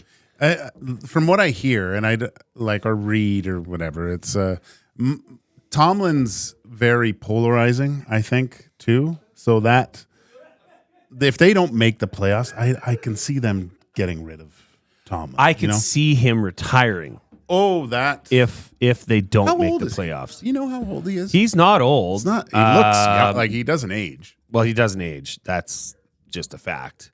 He's 52. Yeah. So yeah, like he's still young. He's 2 years older than me. Yeah, and but that's the thing. I don't think the Steelers would ever fire him. I think they're too proud with that organization, and he's done so much for the Steelers organization, as did Bill Cowher prior to him, that they're going to find a new head coach. And we'll see how the season goes. I mean, if this guy can lead them to another 8-win season and they get in the playoffs, then holy smokes. Yeah, and I've mentioned my time in Wheeling, West Virginia, playing a few hockey games. Yeah. And going to J-Bo's J-Bo's had the best wings I've had to this date. But his little bar, his little restaurant in Wheeling, West Virginia was just a dive. Right? He has a bar? Yeah. Well, this is years and years. I don't know if it's there anymore. But J-Bo, that was his name. The guy, he was probably about 6'6", 4 bills, like that guy that just walked in here. Yeah, just a massive individual. But it was Steelers paraphernalia everywhere. Right. We went in there for a Monday night game. It was such a cool sporting event to go to. A Monday night in a small town sports bar in West Virginia with all Steelers fans. And you wouldn't see the other team's colors in there. It would be dangerous to do that. But yeah, just the history of the team and stuff like that, the lore of their head coaches, the longevity of it all. Yeah, I think it's something. There's a definite culture with Steeltown with the way they look at things, their blue collar time. I love it. I love Pittsburgh's it's great. mentality. Yeah, and they've had tremendous teams. Like, and I remember Tomlin talking about his favorite defensive team. And God, I'm going to get the year wrong, but was it 2002 or 2? I want to say, but he was talking about that defense and said they just hurt people. They were really good, but it was just you'd cringe just because they were so physical and so good. And that's the Iron Curtain wasn't in the old days. Just beautiful to watch, right? I'm really excited about this season. I mean, I told everybody earlier we had our fantasy draft yesterday. Look how much bigger my trophy is than Iwana's. And YouTube Trev is correct. I mean, we are embarking on crazy territory here. We are only 51 likes away from changing 400. Oh my gosh. We've got 5 minutes. If you haven't smashed that thumbs up, do it now for YTT. He gets a bonus, 10 cents every like. We did the fantasy draft yesterday, and we all stared at the board because we do it live, and we put stickers on the board like it's old school, and it was nobody was, wow, this team clearly won or this team clearly stinks. Oh. It was very tight, and I have a feeling I think there's going to be a lot of parity in the NFL this year, which, yes, I understand there always is, but more so than than other years. There's, other than JJ McCarthy, there hasn't been any, real big injuries to speak about. So you could get the best of pretty much every team, and should be in for a dogfight. Now, before we wrap things up, we do have to get to the A&W text of the day. At A&W, Mama knows a good price, and that's the simple pleasures are the best. So look no further. You can now enjoy a Mama Burger combo and a kids pack for just $12.49. Wow, that's a great price. That's a Mama Burger, fries, and a regular A&W root beer, and a kids buddy burger, a little side of apple slices, a made good granola bar, and milk to go. Wow, nice. All for only $12.49. Man, might be taking the kids to A&W tonight out in our Drawson. We just got one out there. Oh, nice. Yeah, it's coming along. It's like a small town. We have a pizza place, we have a Subway, an A&W, and a gas station. See if they have a root beer milkshake. Ask for it. Oh, you're speaking my language. I might get one on the way home. Okay. I may not be able to hold off. The A&W text of the day today. It's going to go to Rams fan. He's been all over it today. He's been doing very good things. He was YTT in the Tramp. That was his text. And then his most recent one was, anyone else feeling inadequate after hearing about Gager's extra large undipped thing? So Rams fan, you have won the A&W text of the day. Now I wanted to also fill everybody in on something that I wasn't necessarily privy to when it began, but now I've become very engaged in this. But YTT and I have a battle to 1,000 subscribers that is currently going on. You put that camera on. Yep. Followers. So we are, 1,000 followers. So let's just see the latest standings here. This is good. I'm at 854 followers. What are you at, YTT? I'm at 760. Okay, so you're gaining on me. I did. You're gaining on me. So where can people find you? Just so they can go and follow you. You can find me at YouTube _Trev. Excuse me. YouTube _Trev. And keep up with all the latest news that I haven't uploaded. I haven't reported anything in almost 10 days. It's been 10 days since the last time I post. So I don't post much, but maybe I should probably post more because I feel like that would help my following. But yeah, YouTube _Trev. Let's destroy Glue Guy. Well, and if you want to see the draft board I am talking about, see, this is what you got. You got to tease the peeps, man. You can come follow me at Jason Milne, JASONMILNE,